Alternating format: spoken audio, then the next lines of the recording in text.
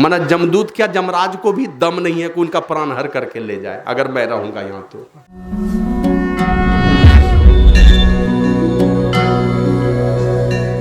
श्री सद्गुरु महाराज की जय। अभी हम लोगों ने संत स्तुति और गुरु विनती का गायन किया। संत स्तुति इसलिए भी कि अभी रामचरितमानस में पढ़ा, जीवन मुक्त ब्रह्म पर चरित सुनहि और तजी ध्यान। कौन कौन सुनते हैं इस सत्संग को? कहते हैं औरों की बात तो छोड़ दीजिए, जो संत पुरुष समाधिस्थ हैं, वर्षों वर्षों से पड़े हैं समाधि की अवस्था में, जीते जी मुक्ति प्राप्त किए हुए हैं। और वैसे कहाँ तक पहुँचे हुए हैं? कहा तो ब्रह्मलोक से भी ऊपर। साधारण लोगों की गति कहाँ तक होती है? अधिक से अधिक ब्रह्मलोक तक। और वे महापुरुष कौन हैं? जो संत पुरुष हैं, कहते हैं ब्रह्म पद से भी आगे पहुँचे हुए। वे भी समाधि की अवस्था को छोड़कर सत्संग में सम्मिलित होते हैं, ईश्वर के कथा कहानी की चर्चा को सुनते हैं। इसलिए गुरु महाराज सबसे पहले संत स्तुति करवाते, संतों का गुणगान, सारे संतों का जो भी आए हैं इस देश में दूसरे देश में। गुरु महाराज ने कहा है ना, सदगुरु देवी तक तो नाम लिया अरुजे भय हैं। इसके अलावे भी कोई अगर संत हुए हैं और होंगे, आने वाले समय में भी अगर कोई संत पुरुष होंगे, सबके चरणों की बलिहारी, सबके चरणों में दंडवत बंदगी बजाते हैं गुरु महाराज। तो हम लोगों ने संत स्तुति और गुरु विनती को सुना और फिर रामचरितमानस का पाठ सुना। पाठ में जो सबसे पहली बातें आई, समाधि की अवस्था को छोड़कर सत्संग में आते हैं।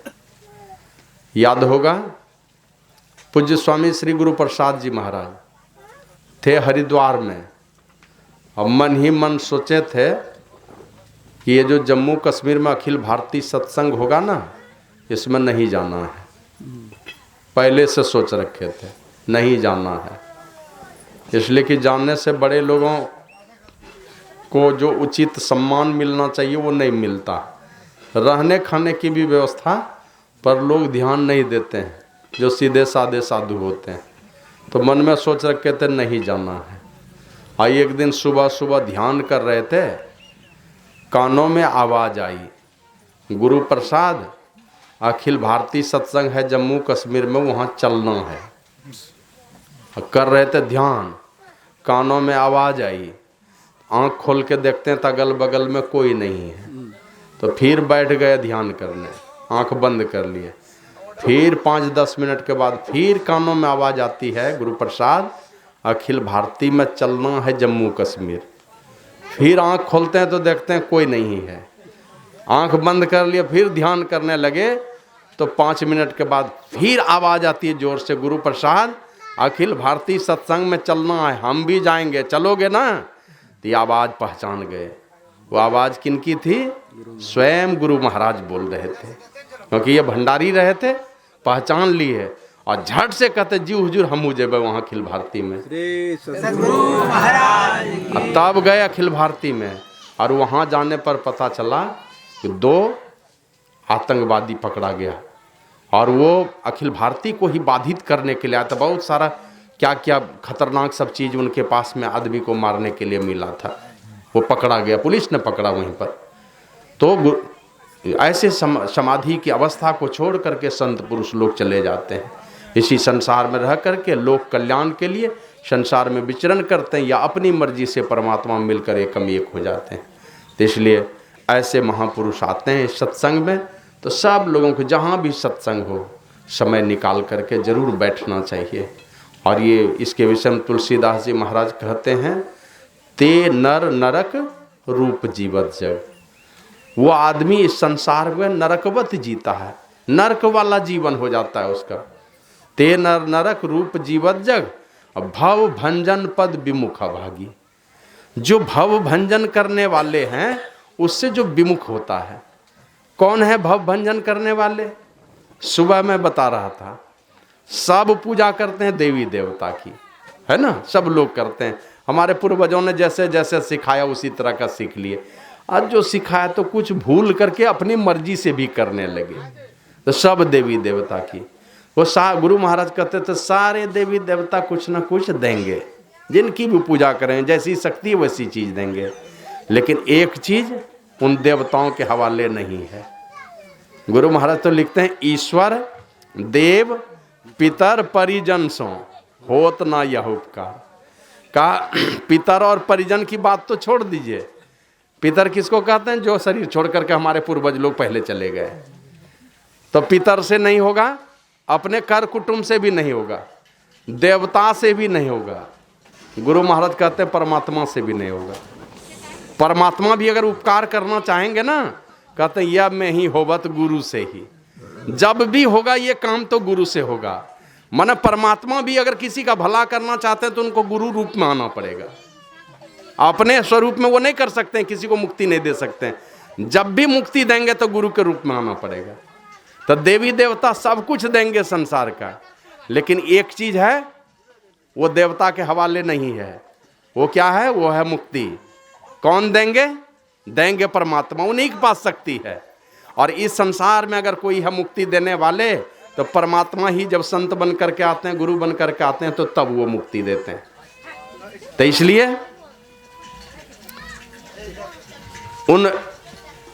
ये मुक्ति देने का काम एकमात्र अगर होगा परमात्मा से, या नहीं तो व्यक्त रूप में इस संसार में होगा तो संत सदगुरु से होगा, वही मुक्ति दे सकते हैं। और ऐसे जो उस भव भंजन करने वाले उस परमात्मा से, गुरु से जो विमुख रहते हैं, वे अभागे लोग हैं और उनका जीवन नरकवत हो जाता है। और जो उनसे जब विमुख रहेंगे, संतों से ही विमुख रहेंगे, तो सत्संग कहाँ से होगा? तो तुलसीदास जी महाराज कहते हैं नहीं सत्संग, सत्संग नहीं होगा, साधु पुरुष की संगति नहीं हुई तो भजन नहीं हरि को।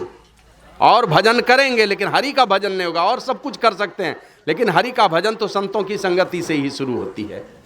तो कहा नहीं सत्संग, भजन नहीं हरि को, श्रवण न राम कथा अनुरागी। राम कथा का अनुराग इसलिए नहीं पैदा होगा कि श्रवण करने का सौभाग्य नहीं मिलेगा। कौन सुनाएगा? श्रवण न राम कथा अनुरागी और सुत वित दार भवन ममता निसी सोवत अति न कबहू मती जागी। उसकी बुद्धि कैसी हो जाएगी? बेटे के चक्कर में फंसी रहेगी। वित मन धन दौलत, उसके चक्कर में फंसी रहेगी। दार मन पत्नी, और पत्नी का पति में आसक्ति डूबी रहेगी उसकी बुद्धि। सुत वित दार और भवन, भवन की ममता में, घर द्वार के ममता में डूबी रहेगी। भवन ममता निसी और सोवत अति न कबहू मती जागी। ऐसा इन सांसारिक चीजों के नशा में वो इस तरह से सो जाएगा कि उसकी मति कभी जगेगी ही नहीं, और अंततः मर करके अधोगति को प्राप्त हो जाएगा। इसलिए समाधि की अवस्था को छोड़ करके जब संत पुरुष आते हैं, महापुरुष आते हैं सत्संग के वचनों को सुनने के लिए, तो हमें भी जाकर के परमात्मा की कथा को संतों के सानिध्य में बैठ बैठ करके सुनना चाहिए। और यही कारण है, इस धरती पर एक राजा हुए थे महाराजा पृथु। वो तपस्या कर रहे थे ना, तपस्या करते करते भगवान का दर्शन हुआ। 4 भुजा वाले भगवान का, माने भगवान नारायण के दर्शन हुए। तो भगवान नारायण ने पूछा, राजन तुम तो बड़े धर्मात्मा हो, कुछ मांगो। तो महाराजा पृथु ने कहा ए गप। तो महाराजा पृथु ने कहा कि भगवान हमने सुना है कि जो आपकी लीला कथा अमृत का पान करता है, माने आपकी लीला की चर्चा सुनता है, लीला कथा भी अमृत है, वो भी अमरता प्रदान करता है। कहा जो आपकी लीला कथा अमृत का पान करता है, जब तक पान करता रहता है तब तक उसके हृदय से सारे विकार बहुत दूर चले जाते हैं। जब तक अच्छी बातें सुनते रहेंगे, बैठे रहिए यहाँ पर, जब तक अच्छी बातें मनोयोग पूर्वक सुनते रहेंगे, आप देखिएगा आपके हृदय में काम, क्रोध, लोभ, ईर्ष्या, द्वेष, घमंड कुछ पैदा होगा? नहीं पैदा होगा। ऐसा रस मिलता है कि भूल जाता है दुनिया के सारी बुरे विकारों को और उसका रसास्वादन करता रहता है। तो कहा कि भगवान हमने सुना है जो आपके लीला कथामृत का पान करता है, जब तक करता रहता है तो उसके हृदय से सारे विकार बहुत दूर चले जाते हैं। तो मेरी इच्छा है मैं दिन रात आपकी लीला कथा को सुनता रहूं और लीला कथा कोई सुनते सुनते सुनते इस दुनिया से विदा होके जाऊं तो उस समय भी मेरे हृदय में कोई विकार नहीं रहेंगे, तो मुझे परमात्मा अपना लेंगे। इसलिए आप कृपा करके मुझे 10,000 काम दे दीजिए। क्या दीजिए? हमको 10,000 कान दे दीजिए। हम लोगों तो 2 ही कान दिए हैं, और नहीं कोई को देखिएगा नहीं भी सुन पाते, कम सुनते हैं तो कान लगा के सुनेंगे। कहाँ?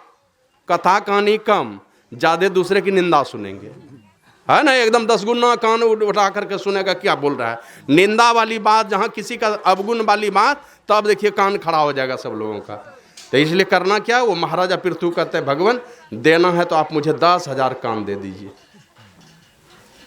तो इसलिए सुनना है। आज जिन हरि कथा सुनी नहीं काना, श्रवण रंध्र ही भवन समाना, रामचरितमानस में आया। जिन्होंने हरि की कथा को सुना, तो बहुत सारी कथा बचपन से सुनते ही आ रहे हैं, और पूछिए उससे क्या क्या सुने आज तक, तो गंदी गंदी कहानी जितनी जितनी सुने हैं ना, सब याद है। गंदी कथा जितनी सुने हैं सब याद है। अच्छी कथा आज सुनेंगे, घर जाएंगे फिर भूल जाएंगे। 100 में 95 98 कथा गायब है, एक भी माने भूल से कोई कथा अगर याद रह जाए तो इसलिए जिन्होंने हरि की कथा को नहीं सुना, जो हमारे दुखों का हरण करने वाले हैं, उनके कान क्या हैं? श्रवण रंध्र आही भवन, सांप का घर है। तो सब लोग मनोयोग पूर्वक सुनिए। और जब कोई सुनता है ना, मनोयोग पूर्वक कोई भी सुनेगा, जब सुनेंगे मनोयोग पूर्वक तो बात आपके समझ में आएगी। आपके अंदर में एक संकल्प पैदा होता है, कुछ करना है। जीवन के क्रम में छोटी छोटी बातें आपके दिल में चुभ जाती है। जैसे माँ कोई बात बोल दी, बचपन में बोली थी तो बुरा नहीं लगा, एक थप्पड़ मारी तो बुरा नहीं लगा, लेकिन जब बड़े हो जाते हैं कुछ माँ बोल देती है तो माँ में भी बुराई झलकने लगती है, उनकी बातें कड़वी लगने लगती है, उनमें भी बुराई झलकने लगती है बच्चों को। तो इसलिए सुनेंगे आप, सुनने से आपके अंदर में एक जोश पैदा होता है, जज्बा पैदा होता है कुछ करने का, लगेगा कैसा करना चाहिए। बार बार अच्छी बातों को सुनेंगे, सुनते सुनते आपके अंदर में एक संकल्प पैदा होता है। और दुनिया में अग्नि की शक्ति, पानी की शक्ति, बिजली की शक्ति, हवा की शक्ति, सबकी शक्ति बहुत अधिक होती है, लेकिन संकल्प शक्ति से बढ़कर के कोई शक्ति नहीं होती है। तो आपके अंदर में एक संकल्प पैदा होगा कुछ भी करने का। अच्छी बातों को सुनेंगे, नया संकल्प होगा, और जब आपके जीवन में कोई अच्छा संकल्प हो गया, फिर आपको गुरु की आवश्यकता नहीं पड़ेगी। जो भी बड़े महापुरुषों ने कहा है, वो बात जब आपके मन में बैठ जाएगी ना, तो फिर आपको गुरु की आवश्यकता नहीं है, आप खुद ही गुरु बन जाएंगे। आपका मन ही कहने लगेगा कि मांस नहीं खाना चाहिए, मछली नहीं खानी चाहिए, शराब नहीं पीना चाहिए, आपका मन कहने लगेगा, तो फिर कोई गुरु की आवश्यकता नहीं है। आपके मन में बात बैठ जाएगी, तो जब तक सुनेंगे नहीं तो होगा कैसे। इसलिए मनोयोग पूर्वक सब लोग सुनिए। भगवान श्री राम 14 वर्ष के लिए जो वनवास गए थे, कुछ गलती किए थे वो? भगवान श्री राम की कोई गलती हुई थी? नहीं। अब सोच लीजिए क्या गुजरता होगा। जिसके निर्दोष बेटे को 14 वर्ष के लिए वनवास हो जाए, उस मां पर क्या गुजरता होगा, सोच लीजिए। कोई गलती नहीं है श्री राम की, और सारे जनता के प्यारे हैं। राम लक्ष्मण दोनों भाई पिताजी से ज्यादा अपने राज्य में घूमते थे। नहीं घूमते थे पिताजी उनके, पिताजी अगर घूमते तो शायद ये राक्षसी साम्राज्य का वर्चस्व नहीं बढ़ता, लेकिन राजा दशरथ नहीं घूमते थे, राम लक्ष्मण घूमते थे, इसलिए प्रजा के अधिक प्यारे थे। और भरत शत्रुघ्न तो नानी के घर में रहते थे अधिकांश, नाना नानी के घर में बहुत प्रेम मिलता था उनको, तो वहीं रहते थे। राम लक्ष्मण सारे नगर में घूमते रहते थे, और प्रजा के आंखों के दुलारे प्यारे थे वो। लेकिन हुआ क्या, अनायास ही। अब उस मां पर क्या गुजरता होगा जिसके मां के निर्दोष बेटे को किसी ने वनवास दे दिया।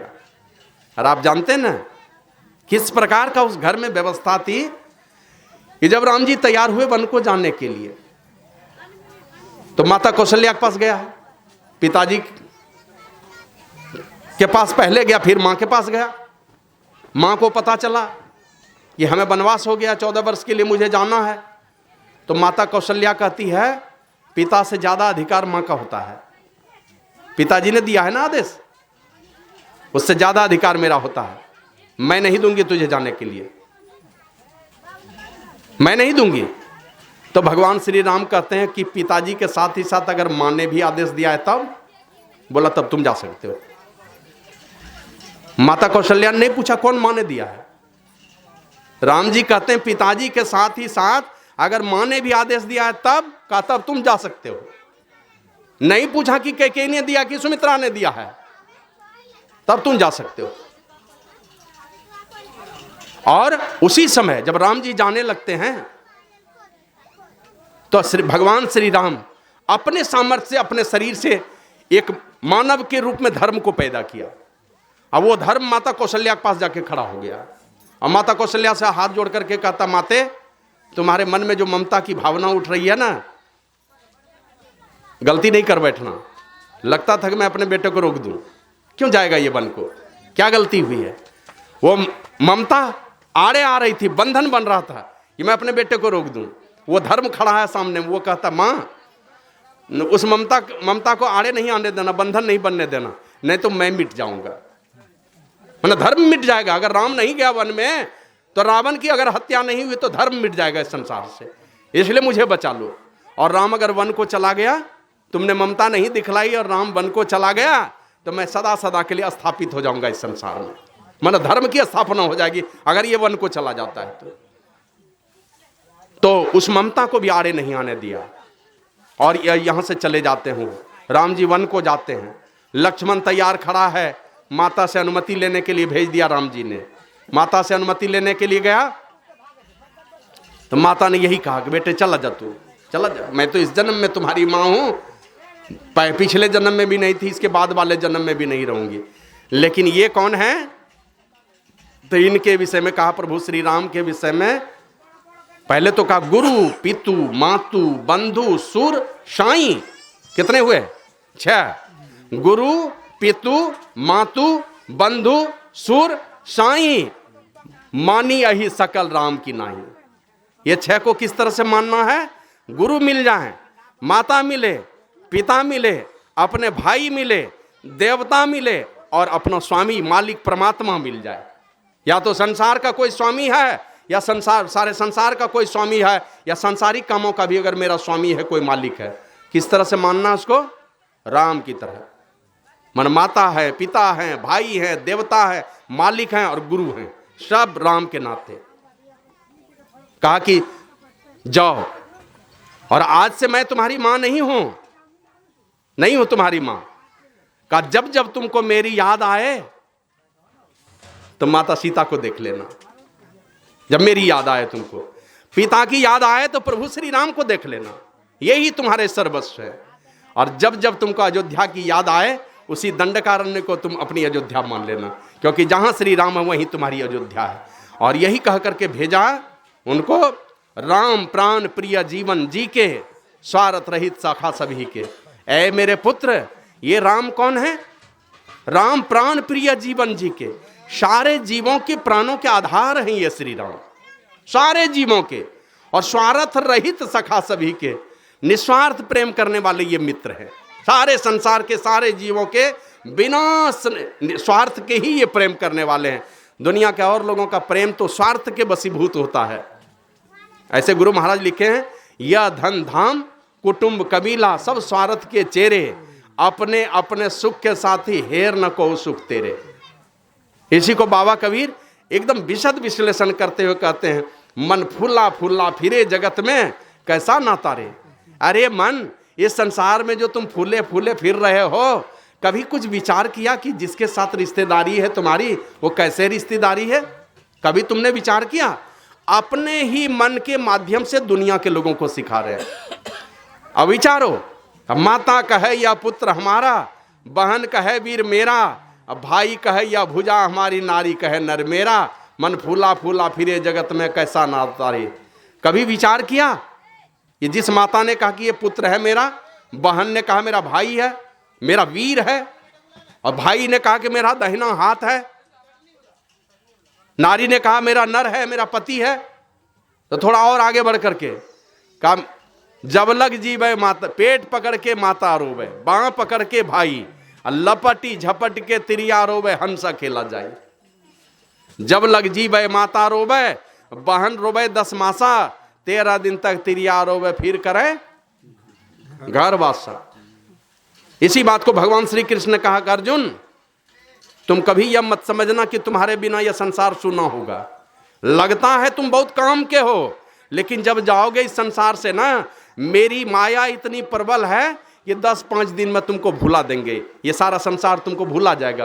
कितना हूं बड़े हस्ती वाले, ये सारा संसार आपको भुला देगा और अपने घर के धंधे में मशगूल हो जाएगा, भूल जाएगा आपको। कौन बेटा और बेटी और दुनिया और जहां किसको याद करता है? अभी देखते हैं कोई एक शहीद होकर के आता है, आया तो सब लोग रोते हैं, क्या जीवन भर उनकी धर्मपत्नी रोती रहती है?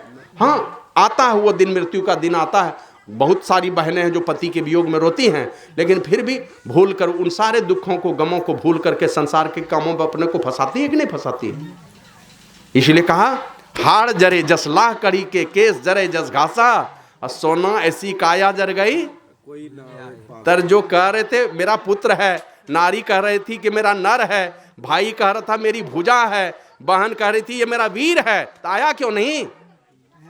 घास के तरह बाल जल गया, हड्डियां जल गई, लाह के तरह कड़क कड़क करके, और सोना ऐसी काया जल गई, सोने जैसी काया जल करके समाप्त हो गई, कोई नहीं आया।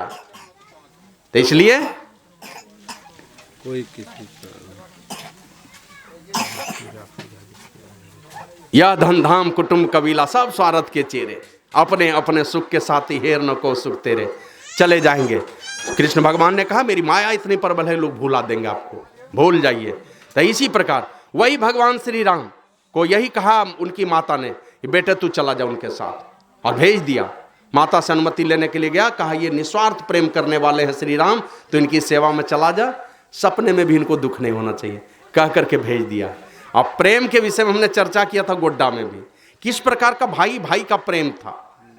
एक तरफ लक्ष्य भरत जी कह रहे हैं मेरे जैसा लोग अगर राजा बनेगा तो धरती रसातल में चली जाएगी, और प्रभु श्री राम कहते हैं तुम्हारे जैसा धर्मात्मा अगर राजा बनेगा तो प्रजा को सुख होगा।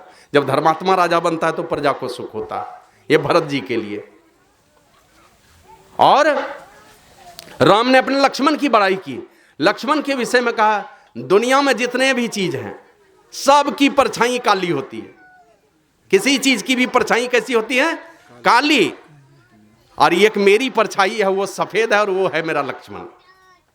सब चीजों की परछाई काली होती है, अब मेरा जो भाई लक्ष्मण है उसकी परछाई सफेद है, उजला है, और वो मेरा भाई है लक्ष्मण।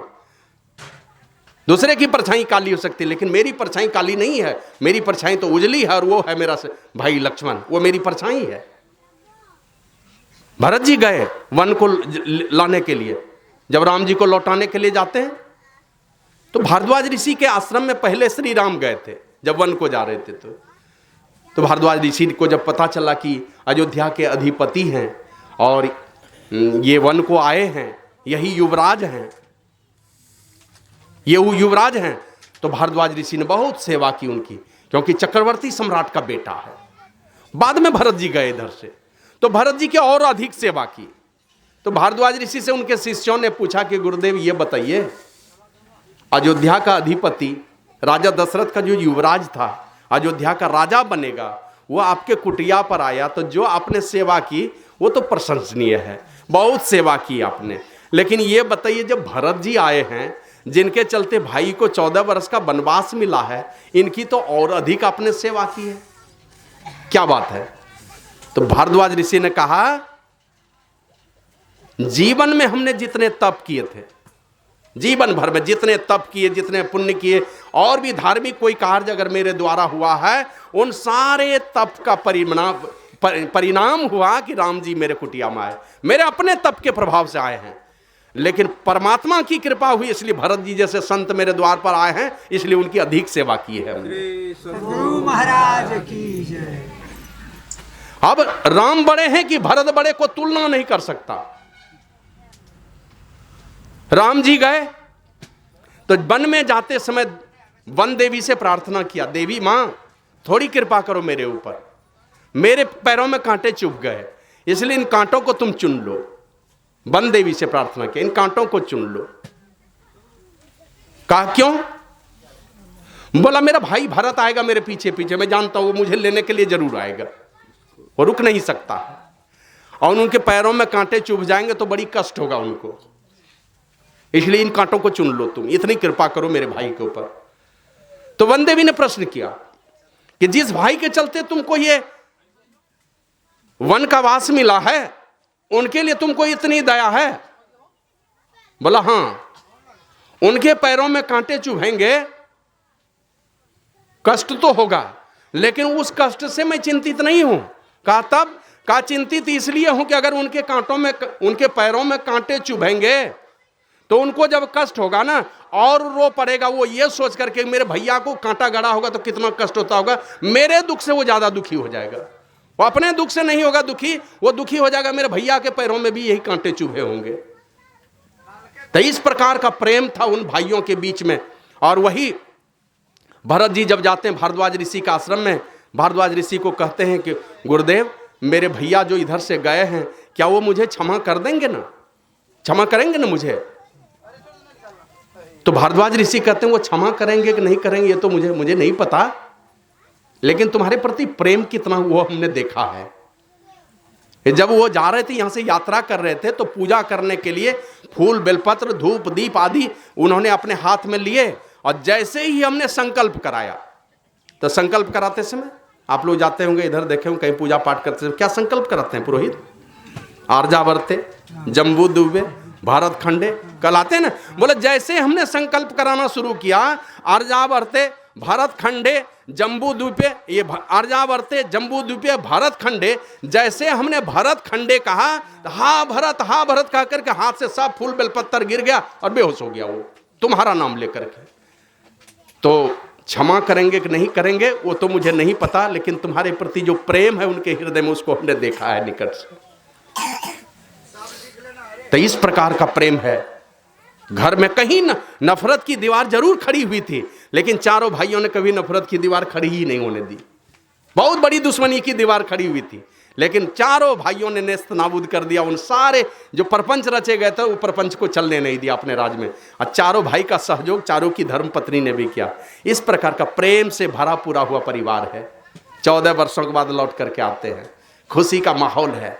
भगवान श्री राम राज सिंहासन पर आसीन हो गए, राज तिलक हो गया, चारों तरफ गुणगान होने लगा राम जी का। और ऐसा गुणगान भी हो क्यों नहीं, अकाल मृत्यु किसी की होनी नहीं थी। और आप लोग एक प्रसंग शायद सुने होंगे कि नहीं, भगवान श्री राम आए तो बोले जरा सा गणना करो हमारे राज्य की, अयोध्या की जनगणना हो जाए। तो जनगणना करवाया, का पहले पता करो कि मेरे अनुपस्थिति में कितना आदमी मरा, कितने लोग मरे हैं। तो गिनती करने पर पता चला कि एक आदमी मरा है 14 वर्षों में, एक आदमी। वो कौन थे जानते हैं? वो थे राजा दशरथ, और कोई नहीं मरे थे। और वो भी कब मरे? भरत जी के अयोध्या आने के पहले। भरत जी नानी के घर में थे, राम जी वन चले गए, इसी बीच में मर गए। अगर भरत जी आए होते तो वो भी नहीं मरते, तो एक मरे थे। तब कहा अब हमारे जाने के बाद जन्म कितने लोगों ने लिया, तो पता चला 14 वर्षों में एक भी बच्चे ने जन्म नहीं लिया। 14 वर्षों में एक भी नहीं। कि कैसी माने ये किस प्रकार की घटना घटी? तो राम जी जो अयोध्या के राजा हैं, वो वनवासी बनकर के, तपस्वी बनकर के चले गए जंगल में, और ब्रह्मचर्य व्रत का संकल्प ले लिया। 14 वर्षों में राम जी के एक भी सुपुत्र हुए हैं क्या? 14 वर्षों में नहीं। ब्रह्मचर्य व्रत का संकल्प ले लिया कि माता का आदेश है कि वनवासी बनकर के, तपस्वी बनकर के तुमको जंगल में रहना है, बलकल वेश धारण करके रहना है। तो 14 वर्षों तक साधु बनकर के रहे। और भरत जी ने देखा कि जब राजा ही मेरा वनवासी बन गया, सन्यासी बन गया, तपस्वी बन गया, तो सेवक का तो धर्म बड़ी कठोर होता है। उन्होंने भी ब्रह्मचर्य व्रत का संकल्प लेकर के नंदीग्राम में डेरा डाल दिया। वहां डाला, लक्ष्मण जी साथ ही हैं। उर्मिला ने यही जाते जाते कह दिया कि जाओ भैया के साथ जाओ, मेरे ममता में पड़ करके नहीं रहना, तुम वहां भैया की सेवा करना, भैया भाभी की, और मैं यहां माता पिता की सेवा करूंगी। शत्रुघ्न 14 वर्ष गुजार दिए। जहां भरत जी सोते थे नंदीग्राम में, वहीं बाहर में खुले आसमान में सोते थे, पत्थर पर सोते थे। 14 वर्ष तक उसी तरह सोए, खुले आसमान में सोए, वर्षा पानी भीगो चाहे कुछ हो जाओ। तो इस प्रकार का चारों भाई के अंदर में प्रेम था। प्रेम से भरा पूरा परिवार है।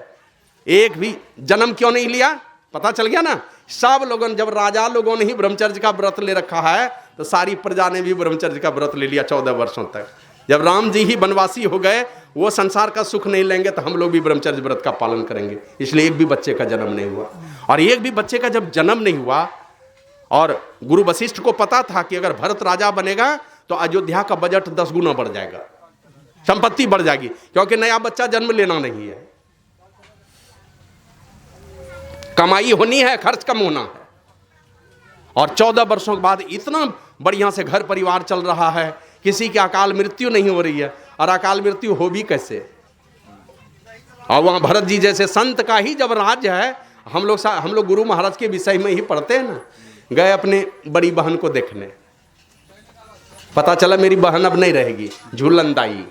गए देखने के लिए, गुरु महाराज को याद करते थे, देख लिए, पूछे जाकर के दीदी क्यों रोती है, पूछ करके खुद भी रोने लगे। और वहां से कहते हैं अब मैं चलता हूं। तो जो भी लोग वहां पर थे वो लोग कहते हैं कि हुजूर रुक जाइए, जब तक दीदी का प्राण अंत नहीं होता तब तक तो रुक जाइए। तो बोले नहीं, मुझे जाना पड़ेगा। कहा क्यों? कहा मैं यहां पर रहूंगा तो मेरे दीदी का प्राण अंत ही नहीं होगा। मना जमदूत क्या, जमराज को भी दम नहीं है कि उनका प्राण हर करके ले जाए अगर मैं रहूंगा यहां। तो निकले, कार गाड़ी में बैठे, दीदी का प्राण अंत हो गया। सद्गुरु महाराज की। भरत जी जैसे संत का राज्य चलता है 14 वर्ष तक, और उनकी मर्जी हो गया। क्या मजाल है किसी की वहां फटक जाए, जाकर के कोई जमराज और जमराज के पिता ही कोई आकर के वहां फटक जाए उनके राज्य में। इसलिए एक की भी मृत्यु नहीं हुई। इस प्रकार की व्यवस्था थी। कंद मूल फल लदे हैं, हरी भरी प्रकृति है, सारी प्रकृति, समय पर वर्षा होती है, गर्मी है, सारे पेड़ पौधे एकदम हरे भरे हैं, सब में फल लदे हैं, फल खत्म नहीं होता। गौ माता दूध देती है तो गौ का थन का दूध नहीं सूखता, अकाल मृत्यु नहीं होती, कहीं घर में ताले नहीं लगते। अब कैसा है, बाहर भी राज्य में कहीं कोई दुख तकलीफ नहीं है, और उनके अपने घर में भी चारों भाई में इतना प्रेम है जिनका वर्णन नहीं किया जा सकता है। और दुनिया में सब लोग चाहते हैं राम लक्ष्मण भरत शत्रुघ्न जैसा प्रेम हो। हालांकि वही एक परिवार हुआ, आज तक और परिवार वैसा खोजने से ही मिलता है। चाहते हैं सब उसी तरह का बनना। तो ऐसा नमूना पेश किया है दुनिया में। और उस माता कैकेयी के भी विषय में सोच लीजिए, जिस माता कैकेयी ने वनवास दिया, अब भरत जी ने बहुत उल्टी पुल्टी बातें कही तो भगवान श्री राम ने यही कहा, भाई भरत, माता कैकेयी को तो वही दुष्टा कहते हैं, उन्हीं को उल्टी पुल्टी बातें कहते माता कैकेयी को, जिसने साधु संतों के संगति कभी की नहीं और साधु संतों के संगति का फल ही नहीं जाना। मुझे तो माता कैकेयी की ही कृपा से इतने ऋषि मुनियों के बीच में आने का सौभाग्य मिला, उनकी कृपा से मिला। जिन्होंने नहीं जाना साधु संतों की कृपा का फल, कभी साधु की सभा नहीं देखी, वही लोग इस तरह की उल्टी पुल्टी बातें बोलते। और आए हैं तो माता कैकेयी से ही मिलने के लिए पहले गए और यही कहा, वो तो कह रही थी मुझे सजा दो, 14 वर्षों तक रोती रही, बिलखती रही, घुट घुट करके जीती रही। नहीं दिया प्रभु श्री राम ने सजा तो भी घुट घुट करके जीती रही। और माता कैकेयी को यही जाके कहा कि माँ तुम तो वही हो ना। और कौशल्या क्या कहती थी जानते हैं, बचपन में जब माता कौशल्या के पास श्री राम सोते थे, एक रात में राम सोने लगता था, रोने लगता था, और रोते रोते राम को ले करके दौड़े दौड़े वहां कैकेयी के पास, अरे कक्कू जगो, देखो तुम्हारा राम रो रहा है। मैंने अपने माँ के पास चुप नहीं होता तो माता कैकेयी के पास जाकर चुप होता था। रोज माता कैकेयी अपने हाथों से भोजन कराती थी। कहा कि माँ तुम तो वही माता कैकेयी हो ना जिसके गोद में बैठ करके मैं भोजन किया करता था। उनको राजमहल में जाके उनको और मंथरा को डेरा दे दिया, मेरे राजमहल में तुम्हारा निवास होगा। तो इस प्रकार की व्यवस्था है जिस घर में, लेकिन उनको पता है जो आए हैं जाना है एक न एक दिन, जो बना है बिगड़ेगा एक न एक दिन। बाबा कबीर ने कहा उगए सो उत्थवे, जो उगा है एक न एक दिन डूबेगा। उगए सो उत्थवे, फूले सो कुम्हलाए, जो फूल फूले हैं एक दिन कुम्हलाएगा। और चिनवै सो ढही पड़े, जामे सो मरी जाए। जिसको एक एक ईंट करके चिनवाया है, एक नहीं एक दिन वो ढहेगा, चाहे कितना हो कीमती बना लो। और जिसने जन्म लिया है एक न एक दिन उसको मर जाना है। तो भगवान श्री राम को पता चल चुका था कि मैं रहने वाला नहीं हूं, संकेत भी मिल चुका था उनको, और वो कह दिए जाकर के कि अब मुझे चलने की तैयारी करनी है। अब जाने के पहले उन्होंने बहुत बड़ी सभा की कि हमारी प्रजा को कहीं किसी प्रकार का दुख नहीं हो जाए। अच्छे राजा का यही काम है, सदैव भविष्य की चिंता करते हैं। केवल वर्तमान के का ही जीवन सुखमय हो और कल का जीवन हमारा दुखमय हो जाए, ये बढ़िया राजा का काम नहीं है। अभी देखते हैं ना, अफगानिस्तान से राष्ट्रपति भाग्य जहाज में नोट भर करके, तो लोग बतलाते हैं राष्ट्रपति भाग्य जब तालिबानी आक्रमण हुआ तो। अब राष्ट्रपति ही राजपाट छोड़ करके भाग्य तो प्रजा का क्या हाल होगा। मन उनसे निपटने का, उससे लड़ने का सामर्थ्य ही नहीं था उनके पास में। तो उसी प्रकार जो अच्छे राजा होते हैं उनको कल की परवाह होती है कि जो मेरी प्रजा है आज सुख से है, कल भी सुख में रहे, तो इसलिए थोड़ा आज कष्ट ही कर लो। तो भगवान श्री राम एक बहुत बड़ी सभा की, और सभा करके किनको किनको बुलाया, विद्वानों को, गुरुजनों को, ब्रह्मज्ञानी महापुरुषों को, है ना। यहाँ पर भी देखिए जब सत्संग होता है, अगल बगल के जो गण्यमान लोग हैं, जो अच्छे लोग हैं, उनको लोग आमंत्रित करके बुलाते हैं। अच्छे लोगों के बीच में जब अच्छी चर्चा होती है ना, तो दूसरे का ऊपर में प्रभाव पड़ता है। और अमीर घराने में अगर कोई अच्छे लोग हैं, वो आके यहाँ बैठ जाएंगे तो इलाके के गरीब लोगों पर प्रभाव पड़ता है उसका। एक बार एक महात्मा जी बैठ के उपदेश किए 7 दिनों तक। सामने में एक सज्जन आदमी बैठे थे, खूब बढ़िया कपड़ा वगैरह पहन करके बीच में बैठे थे। तो ये जब हंसी मजाक का कोई प्रसंग उठाते थे तो खिलखिला कर हंसते थे, वो भी सब हंसते थे, वो भी हंसते थे। 7 दिनों के बाद वो महात्मा जी पूछते हैं, कहिए कैसा लगा सुनने में, अच्छा लगा ना, क्या समझे। चुप हो गया, वो कुछ नहीं बोलता। बोला भाई आप ही को कह रहे हैं, ये जो कथा सुने कैसा लगा सुनने में, बढ़िया लगा कि नहीं लगा। तो उसको लगा कि शायद ये बाबा जी कुछ बोल रहे हैं, तो वो क्या कहता है, जरा जोर से बोलिए। तो कहता है कि बहरे हैं क्या। तो बोला कि हाँ। तो बोला कि यही पूछ रहे हैं कि ये जो 7 दिनों तक कथा हुई क्या समझे, कैसा लगा। बोला कुछ सुने ही नहीं तो समझेंगे क्या हम, कुछ नहीं सुना, बहरा है। तो कहा कुछ सुने ही नहीं तो समझेंगे क्या। तो बोला तो बैठे थे काहे के लिए। अरे हाँ ठहाका मारते थे बीच बीच में। बोला वो तो सब लोग ठहाका मारता था ना, तो देख करके हम भी मार देते थे। तो बोला 7 दिनों से बैठे थे क्यों। बोला महाराज हम सुनते तो कुछ नहीं थे, बूझते भी कुछ नहीं थे, लेकिन महाराज हम अनपढ़ नहीं हैं, पढ़े लिखे हैं। और पढ़ लिख करके हमने जाना है, जब कोई साधु पुरुष संत पुरुष आते हैं और उनके श्रीमुख से जब कहीं पर कथा होती है ना, तो वहां जाके सांस लेने से भी जीवन पवित्र हो जाता है। सांस लेने से भी जीवन पवित्र होगा। सत्संग में बैठ के कान बंद करके रखेगा और सांस बंद, माने क्या कहते, कान बंद करके भी रखेगा तो सांस लेने से भी जीवन पवित्र होगा। यह संतों की आभा फैलती रहती है पूरे वातावरण में। और महाराज एक बात वो ये कि मैं इस इलाके का सबसे संपन्न आदमी हूँ, सबसे अमीर आदमी हूँ। इलाके में बहुत सारे कर्जदार हैं मेरे, बहुत सारे नौकर चाकर हैं। मैं आकर के बैठता हूँ ना, वो सारे गरीब लोग लाज डर से आकर के बैठते हैं। तो सारे नगरवासियों को बुलाने के पहले किनको बुलाया प्रभु श्री राम ने, बुलाया गुरु को, ब्राह्मणों को, पूर्ववासियों को, सब को बुलाया, विद्वान बड़े बड़े विद्वानों को, ब्राह्मणों को, गुरुजनों को बुला करके अब उनके बीच में तब लोगों को उपदेश किया। अब किस समय उपदेश कर रहे हैं, 14 वर्षों के बाद लौटे हैं। और 14 वर्षों में कहाँ कहाँ गए, तो पूरा जीवन पढ़िएगा तो कभी भारद्वाज ऋषि के यहाँ, कभी सर्वंग ऋषि के यहाँ, कभी अत्रि मुनि के यहाँ, कभी वाल्मीकि मुनि के यहाँ, कभी अगस्त ऋषि के यहाँ, कभी मार्कंडे ऋषि के यहाँ, अनेकों ऋषि मुनियों का दर्शन करते रहे 14 वर्ष में। और आध्यात्मिक शक्ति से अपने को भरते रहे। नकारात्मक जो ऊर्जा है, जब आपके अंदर में आध्यात्मिक शक्ति आएगी तो आपके अंदर की नकारात्मक ऊर्जा चली जाएगी। पूज्य बाबा कभी कभी कहते थे, एक राजा जो है ना बड़ा क्या कहते हैं, उस पर चढ़ाई करने वाला था। कोई दूसरा राजा बोला चलो भिड़ते हैं, और राजा के पास फौज भी बहुत कम थी। तो चला गया एक महात्मा जी के पास पूछने के लिए। और वो महात्मा जी के पास पूछने के लिए जाते हैं, कहा चलिए मैं आशीर्वाद दिलवा देता हूँ देवी माँ का। एक देवी माँ के मंदिर में लेकर के चले गए। युद्ध भूमि में जाने के पहले वो महात्मा जी एक देवी माँ के मंदिर में ले गए, और देवी माँ के मंदिर में माथा टेकवाया और एक सिक्का लेकर के गए थे। बोले ये सिक्का है, देखो क्या है लिखा हुआ, ऊपर में लिखा जीत। का सिक्का अभी ऊपर उछालेंगे, अगर सिक्का में अगर जीत निकल गया तो तुम्हारी जीत हो जाएगी, लेकिन पहले चलो देवी माँ का आशीर्वाद ले लेते हैं। और देवी माँ का आशीर्वाद लेने के लिए गया, और देवी माँ के मंदिर से निकल कर बाहर जैसे सिक्का उछाला, सामने में देखता है ऊपर में जीत। कहा चलो तुम्हारी जीत हो गई, माता का आशीर्वाद मिल गया। और वो माता का क्या आशीर्वाद मिलेगा, दोनों तरफ जीत ही लिखा हुआ था। इधर चित्त की पट दोनों तरफ जीत ही लिखा हो। वो तो आपका हौसला बुलंद करने के लिए वो महात्मा जी ने तरकीब बतला दिया। तो जब संतों के पास जाते हैं ना, हमारे अंदर की नकारात्मक ऊर्जा निकलने लगती है, वो बाहर चली जाएगी और आपके अंदर में सकारात्मक सोच पैदा होता है।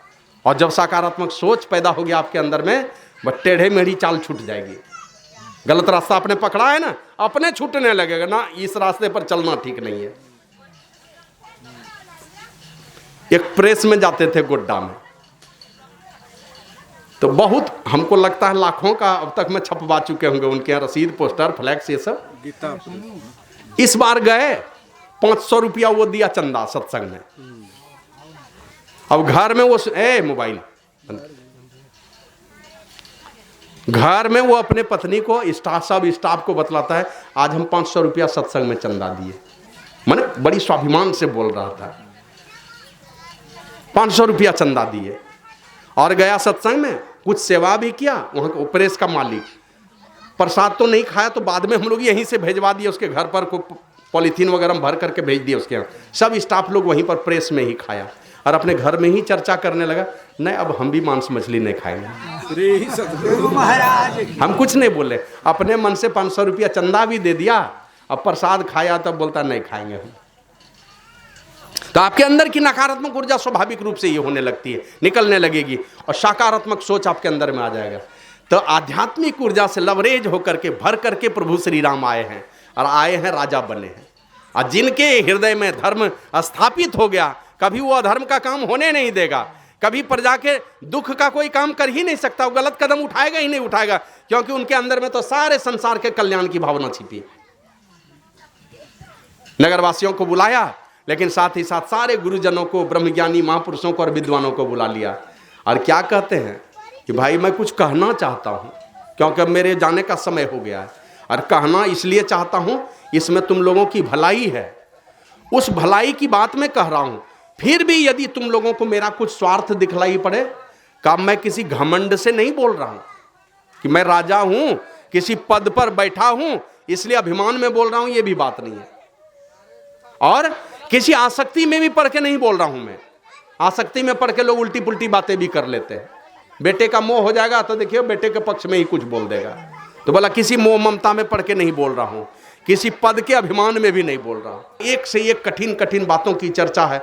तो वही कपिल भगवान कहते हैं, इस प्रकार पापों को भोगता हुआ जमदूत उसको सजा देते हुए देते देते तब किसी नीची योनि में भेजता है। जब पाप कटित हो जाता है, पाप कट जाता है, उसके बाद किसी नीची योनि में भेजता है, कीड़े मकोड़ी की योनि में। वहां से किसी तरह मुक्ति होती है तो फिर किसी अन्य जीवों में जन्म होता है। किसी तरह बहुत माने लाखों करोड़ों वर्ष जब गुजरते हैं तब किसी तरह मनुष्य का शरीर मिलता है। उस मनुष्य शरीर में भी जब आता है, माँ के गर्भ में कीड़े के समान रेंगता है। धीरे धीरे वो मांस पिंड जो है धीरे धीरे बढ़ता जाता है, हाथ पैर ये सारे चीज बनते जाते हैं। और बनते बनते जब पूर्ण मनुष्य के रूप में वो आता है तो बाहर संसार में आता है। बाहर संसार में आने के बाद भी गंदगी के थैली में लिपटा हुआ वो पापी आत्मा गंदगी के थैली में लिपटा है। माँ के गर्भ से बाहर आया, ये भी सामर्थ्य नहीं है उसके अंदर में कि मैं हिल चक सकूं या डोल सकूं, कहीं चल सकूं, ये भी सामर्थ्य नहीं है। दूसरे के वशीभूत है। 9 महीने तक माँ के कोख में, बाहर संसार में आने के बाद भी इस प्रकार रेंगने जैसी स्थिति होती है। छोटे कीड़े मकोड़े जैसे रेंगते हैं, उसी तरह माँ के गर्भ से बाहर आकर के ये जीवात्मा रेंगता है। और धीरे धीरे माता पिता का सहारा लेकर के वही आगे बढ़ता है। और एक संत ने लिखा, जब तुम थे माता के पेट, ऊपर गोड़ मस्तक हेठ, तब तुम कौल किया था दोनों कर जोरिया। जब मैं बाहर होऊंगा सुमिरन ध्यान करूंगा, त्रितल संध्या में ना करूंगा वेरिया। चेतो न सवेरिया साजन है। जब तुम हो गया बाहर, अब भूला पर भूखा करार। परमात्मा की ऐसी माया है, परमात्मा को भुला दिया। 9वें मास में होश हवास में रह करके भगवान से प्रार्थना करता है बच्चा। पिछले जन्म के सारे पाप पुण्य को देखता है और वहां भगवान से प्रार्थना करता है कि प्रभु हमको इस बड़ी कृपा करके ये मनुष्य का शरीर दिए हो, अब बाहर कर दो। मैं बाहर जाऊंगा, संसार में तुम्हारा भजन करूंगा। लेकिन परमात्मा की ऐसी माया सारे संसार में फैली है, कहां कहां का आवाज लगाता हुआ उस परमात्मा को ही भूल जाता है। और बालापन गेल खेल कूद में तरुणाई मदमान, अब वृद्धापन में धन अरुजन के तृष्णा छुए छे आसमान। बचपन गया, जवानी बीती, बूढ़ेपन की क्या प्रतीति, यह तो बुलबुला जल का, भरोसा क्या कल का। यही स्थिति आती है। तो माता देवहूति को कपिल भगवान ने इस प्रकार उपदेश दिया और कहा कि माते, जब तक इस आत्म तत्व को जीव नहीं जानेगा, जब तक नहीं जानेगा, सब कुछ जाना लेकिन उस आत्म तत्व को नहीं जाना। और उपनिषद में आया, इह चेद वेदिदथ सत्यमस्ति न चेदिहा वेदिन महति विनष्टि भूतेषु भूतेषु विचित्र धीरा प्रेत्यास्मात् लोकात्मृता भवन्ति। का यदि इस जन्म में ब्रह्म को जाना, अपने आत्म तत्व को जाना, ब्रह्म को जाना, परमात्मा को जाना, तब तो ठीक है, और नहीं जाना तब महति विनष्टि, बहुत बड़ा नाश। इससे बड़ा नाश और कुछ नहीं हो सकता। बहुत कुछ किया, यही काम नहीं किया, बहुत बड़ा नाश हो गया। इससे बड़ी हानि नहीं हो सकती है। जानना है, जानने का संकल्प लेना है, संकल्प लेके कदम बढ़ाना है। कदम बढ़ा करके कहीं रास्ते में ही छूटेंगे तो उल्टा परिणाम नहीं होता है, जाता है स्वर्गलोक, लौटेगा तो बढ़िया कुल परिवार में जन्म हो जाएगा। तभी से जानने का संकल्प लेना है, चुकना नहीं है। नहीं तो बाबा कबीर कहते हैं, लख 84 भरमी के पाँव पर अटकी आए, अब की पासा ना फिरे तो फिर 84 जाए। पासा पलटिए, लाल होना चाहिए गोटी, और नहीं लाल हुआ तो 1 नंबर से चलना पड़ेगा, 84 बार फिर घूमना पड़ेगा। सांप सीढ़ी का खेल देखते हैं ना, सीढ़ी मिले तो एक बार में 10-20 घर लूडो में ऊपर चढ़ जाते हैं, और सांप का मुंह मिले तब तो 99 नंबर से 1 नंबर में पहुंचा देता है। मनुष्य का शरीर मिला, बस यहीं से लाल करना। संतों की युक्ति लीजिए और ये सीखना है। वही भगवान श्री का राम कहते हैं, साधन धाम मोक्ष कर द्वार। सारे साधनों का धाम है और यही एक शरीर है जिसमें मुक्ति का द्वार है।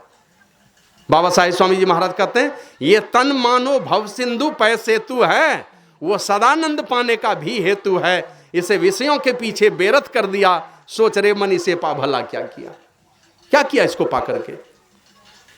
हमारे गुरु महाराज कहते हैं, गुरु को सुमरो मीत, क्यों अवसर खो। अब भव में बहुत तक दुख जुगन जुग रो बहु। ये संसार में इतना दुख है कि युगों युगों तक रोते रहोगे अगर इस बार अगर गलती हो गई तुम लोगों से। तो ये शरीर से नीचे जहां उतरे, गलती जहां हुई, इस शरीर से अगर नीचे उतर गए, कितने लाखों करोड़ों अरबों वर्ष गुजरेंगे कहा नहीं जा सकता।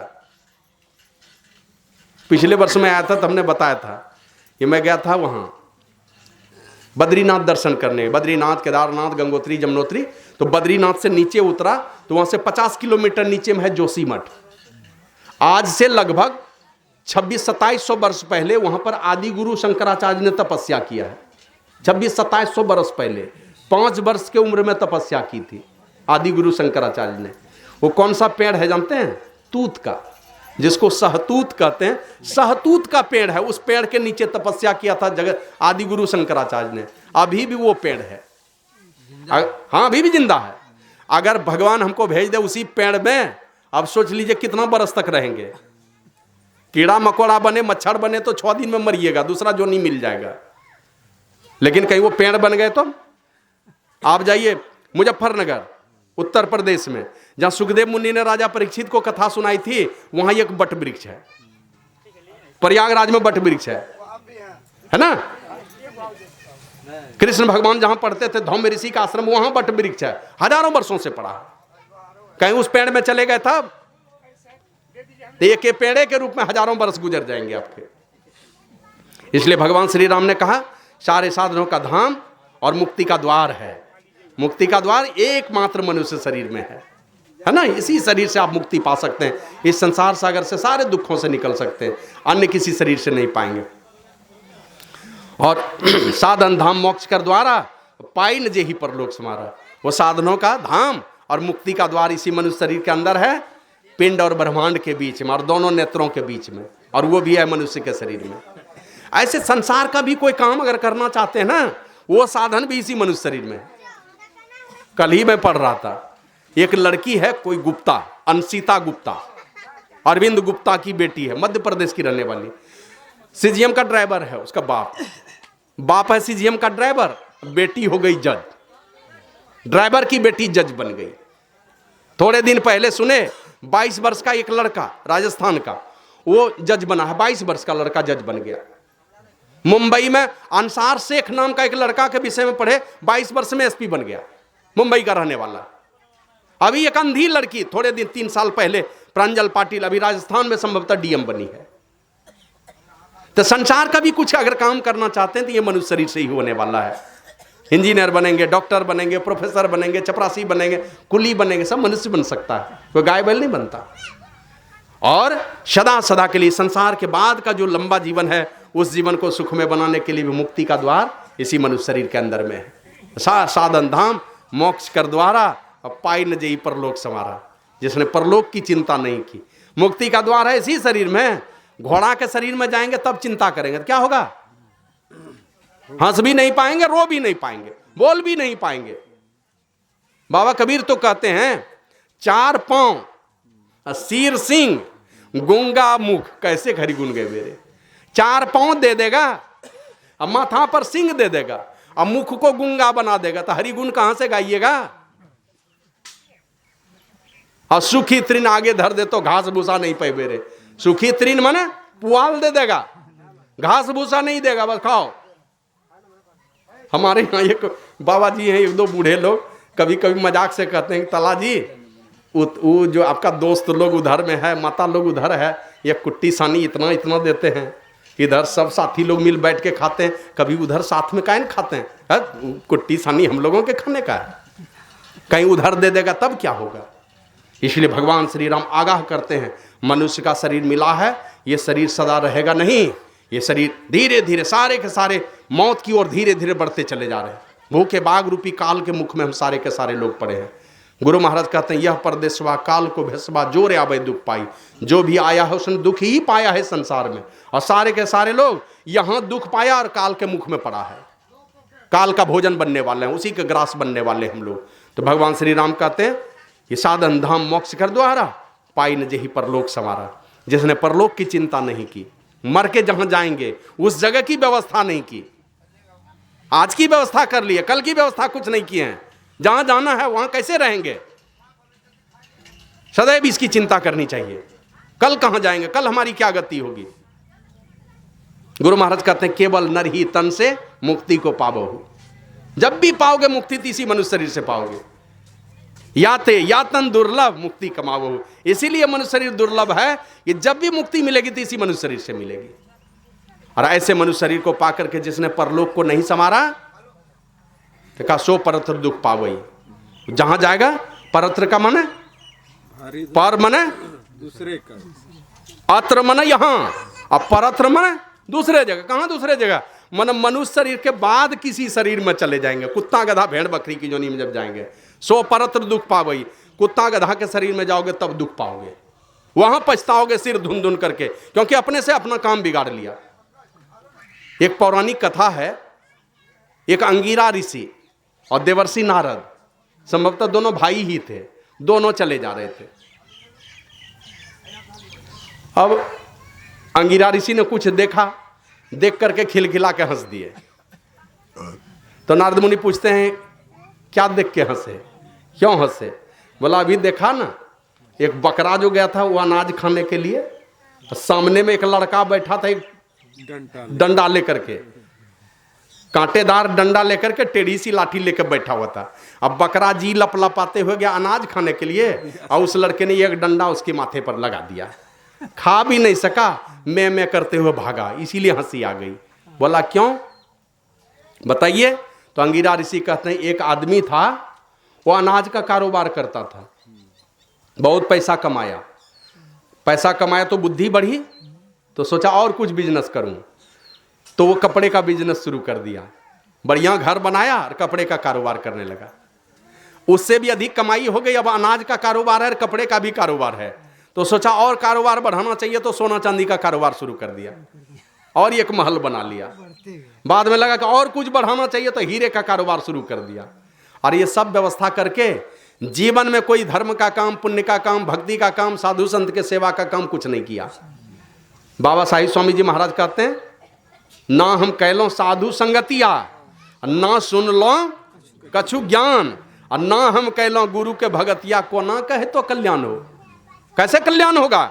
जिन चीजों से कल्याण होता वो काम कभी किया ही नहीं। थोड़े दिनों का ऐशमौज करने के लिए कमाया है, ये सारा का सारा तो छूट जाने वाला है। कब मर गया वो, और वही आदमी मर करके बकरा बना है। और वो बकरा जब धीरे धीरे बड़ा हुआ, अपने ही घर में बकरा बना है, और उन्हीं की कमाई हुई सब संपत्ति है, और अपनी ही कमाई हुई संपत्ति वो अनाज खाने के लिए गया, खा भी नहीं सका, बेटे ने एक डंडा दे दिया उसको। इसीलिए मुझे हंसी आ गई। उसको पता ही नहीं कि मेरा बाप है ये। घर में सांप देखते हैं, कौन है? घर के आसक्ति में मरा है। घर में चूहा देखते हैं, कौन है? धन दौलत के आसक्ति में मरा है। यही सब सांप चूहा बनकर के आप ही के घर में घुसा हुआ है। वो कोई नहीं, आप ही का बाप दादा, परदादा, छरदादा, लकड़दादा है। इसलिए उन चीजों से बचा के ये मनुष्य का शरीर मिला है। भगवान श्री राम कहते हैं यही तन कर फल, ये सो परत दुख पावई, सिर धुनि धुनि पछताई, काल ही कर्म ही ईश्वर ही मिथ्या दोष लगाई। आएगा समय, समय पर दोष लगाएगा, हमको समय नहीं मिला करने का, अपने कर्म पर, नसीब पर दोष लगाएगा, नसीब में ऐसा नहीं लिखा था, और अंतिम परमात्मा पर दोषारोपण करेगा। भगवान श्री राम कहते नहीं, दोषारोपण करने की बात नहीं, पुरुषार्थी बनकर के कुछ करना है। क्या करना है? कहते हैं यही तन कर फल विषय न भाई। बनिए पुरुषार्थी, उद्यमी बनिए, और इस मनुष्य शरीर को पाकर के केवल विषयों के चिंतन में मत गवा दीजिए। विषयों का चिंतन करना होता। अभी बाबा साहिब स्वामी जी महाराज का भजन सुन रहे थे ना, तन नर और स्वभाव शुकर का। और जीवों के साथ क्या हुआ? जैसे कुत्ते का शरीर दिया किन्हीं को, तो कभी देखा है कि कुत्ते का शरीर है, गधे वाली चाल है उसकी? शरीर कुत्ते की है तो चाल भी कुत्ते की ही है। गधे का शरीर है तो गधे की चाल है, बकरी का शरीर है तो बकरी की चाल है। हम लोगों का आदमी का शरीर है, आदमी वाली चाल है नहीं, कुत्ते गधे वाली चाल है ना। इधर उधर देखिए, ताक लगा करके बैठा रहता है, पॉकेट मार लोग देखते हैं दूसरे पॉकेट पर हाथ फेरने के लिए, उसी प्रकार मक्खी बना दिया, देखिए बार बार घाव पर मारना चाहेगा। कुत्ता देख देख करके रहेगा, कौवा देख देख करके रहेगा। उसी प्रकार हम लोग भी संसार के विषयों का चिंतन करते हैं, छिप छिप करके देखना चाहते हैं, कुछ छिप छिप करके कुछ गंदी तस्वीर देखना चाहते हैं, छिप छिप करके कान से कुछ गंदे गाने सुनना चाहते हैं। तो मनुष्य का शरीर दिया परमात्मा ने। बाबा साहिब स्वामी जी महाराज कहते हैं तन नर और स्वभाव शुकर का, मेल नहीं या निका। निका मन सुंदर, बढ़िया मेल नहीं हुआ। और जीवों के साथ तो बड़ा बढ़िया किया कि जैसा शरीर दिया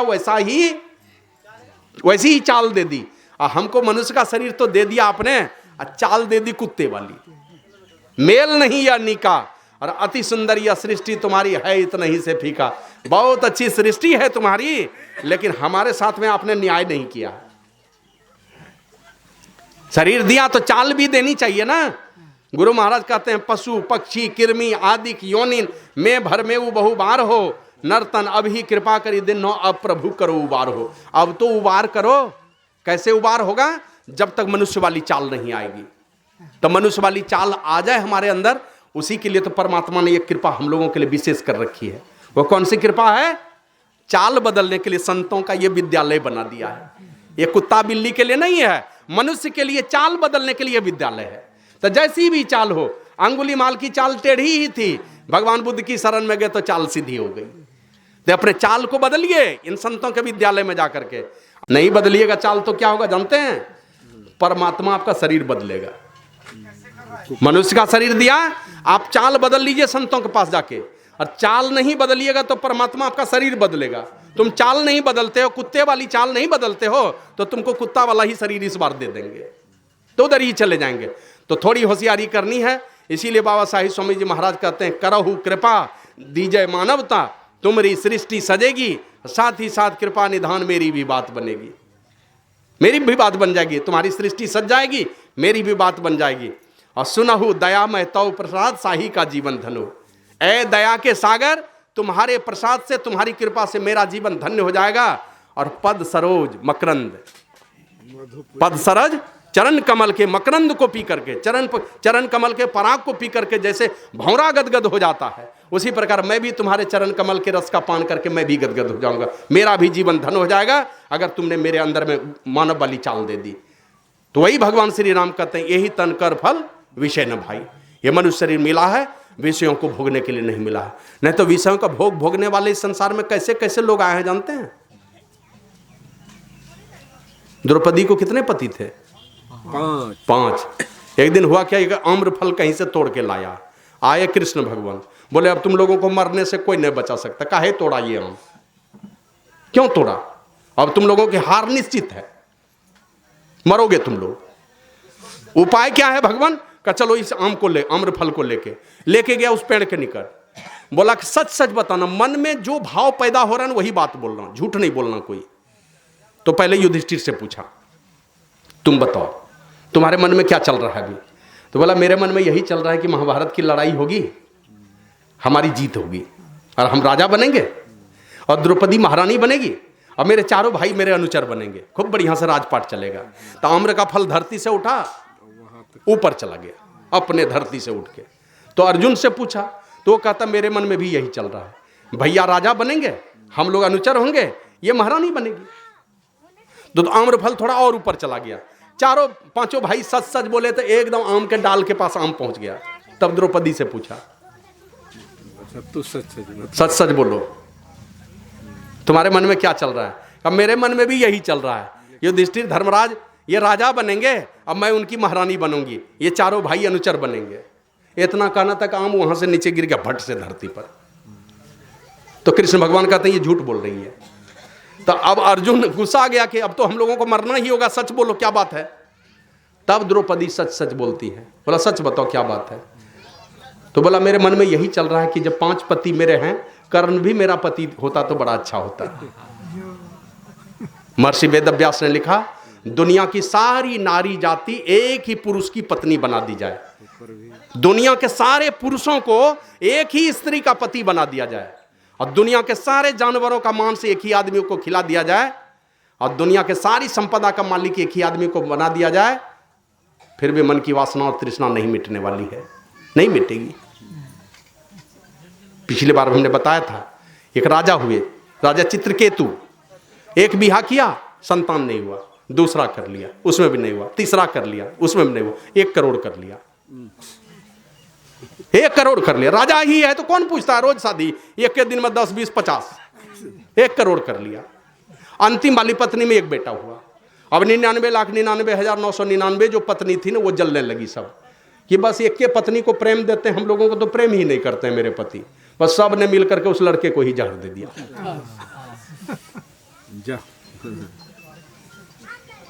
श्री सद्गुरु महाराज की जय।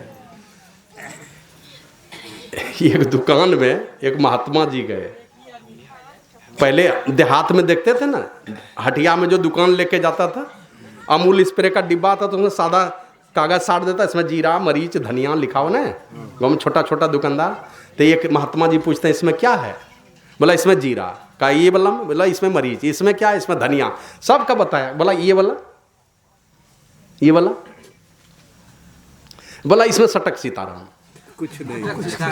श्री सद्गुरु महाराज की जय। बोला इसमें क्या है? बोला इसमें सटक सीताराम, माना कुछ नहीं है। तो जो डब्बा खाली होगा विषयों से, उसी में सटके सीताराम रहते हैं। डब्बा खाली करना पड़ेगा इन 5 विषयों से, जब तक डब्बा खाली नहीं होगा सटके सीताराम रहने वाले नहीं है। कृष्णा नहीं हो कोई तरह का। तो भगवान श्री राम ने कहा परलोक को सजाना है तो यही तन कर फल विषय न भाई। ये मनुष्य शरीर मिला है, भक्ति कमानी है, संसार को भी सजाना है। जैसे दुकान में जाते हैं, दवा की आवश्यकता है तो दुकान की सारी दवाइयां नहीं खरीदते हैं, जितनी आवश्यकता उतनी।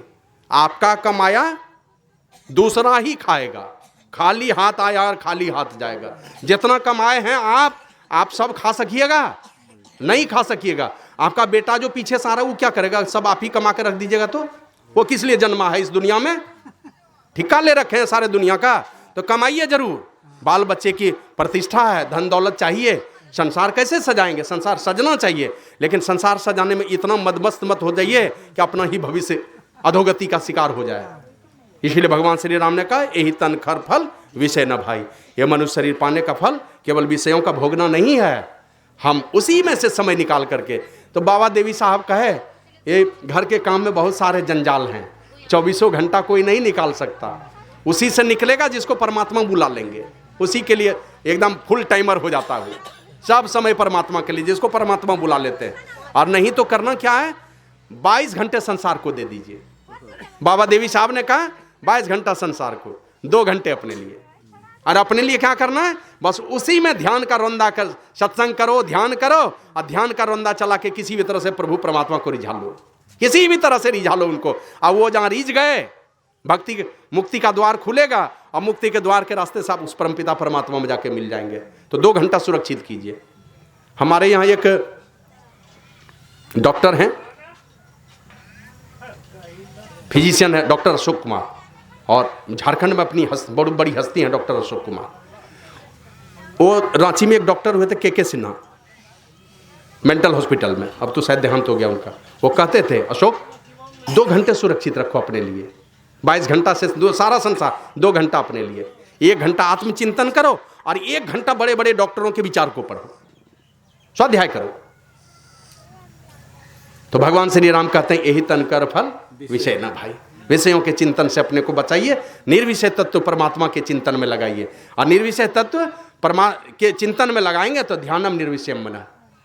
निर्विषय कैसे होगा मन, तो बिना ध्यान किए नहीं होगा। और निर्विषय तत्व परमात्मा है, जैसे ध्यान करेंगे निर्विषय तत्व परमात्मा की ओर आपका मन चला जाएगा। विषय को छोड़ेंगे, निर्विषय की ओर चले जाएंगे, उल्टेंगे, हम पूरा मुंह में चले जा रहे हैं, उलट जाएंगे तो पश्चिम दिशा हो जाएगी। उसी प्रकार विषयों के चिंतन से अपने मन को मोड़ेंगे तो निर्विषय तत्व की ओर चले जाएंगे, और उधर ही शांति मिलेगी। यही तन कर फल विषय न भाई।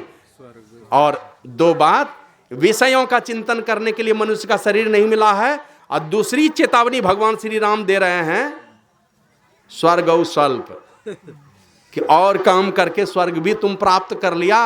भगवान श्री राम कहते थोड़े दिन के लिए मिलेगा, वो 5 स्टार होटल जब तक पूंजी है तब तक, नहीं तो लाइन होटल में ही जाना पड़ेगा। स्वर्ग और स्वल्प, और अंत दुखदाई। क्यों अंत में, क्यों दुखद?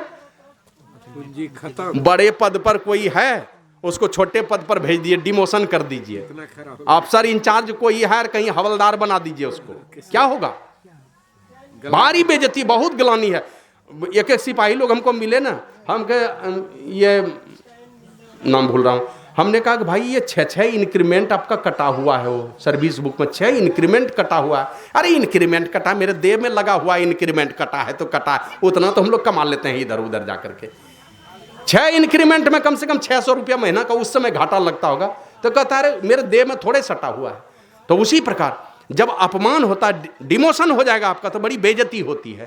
कि आज मनुष्य शरीर में है, कल बकरे के शरीर में, गधे के शरीर में चले जाए, हाथी घोड़ा के शरीर में चले जाएं, कीड़ा मकोड़ा बन जाए, ये हानि की बात हो जाएगी।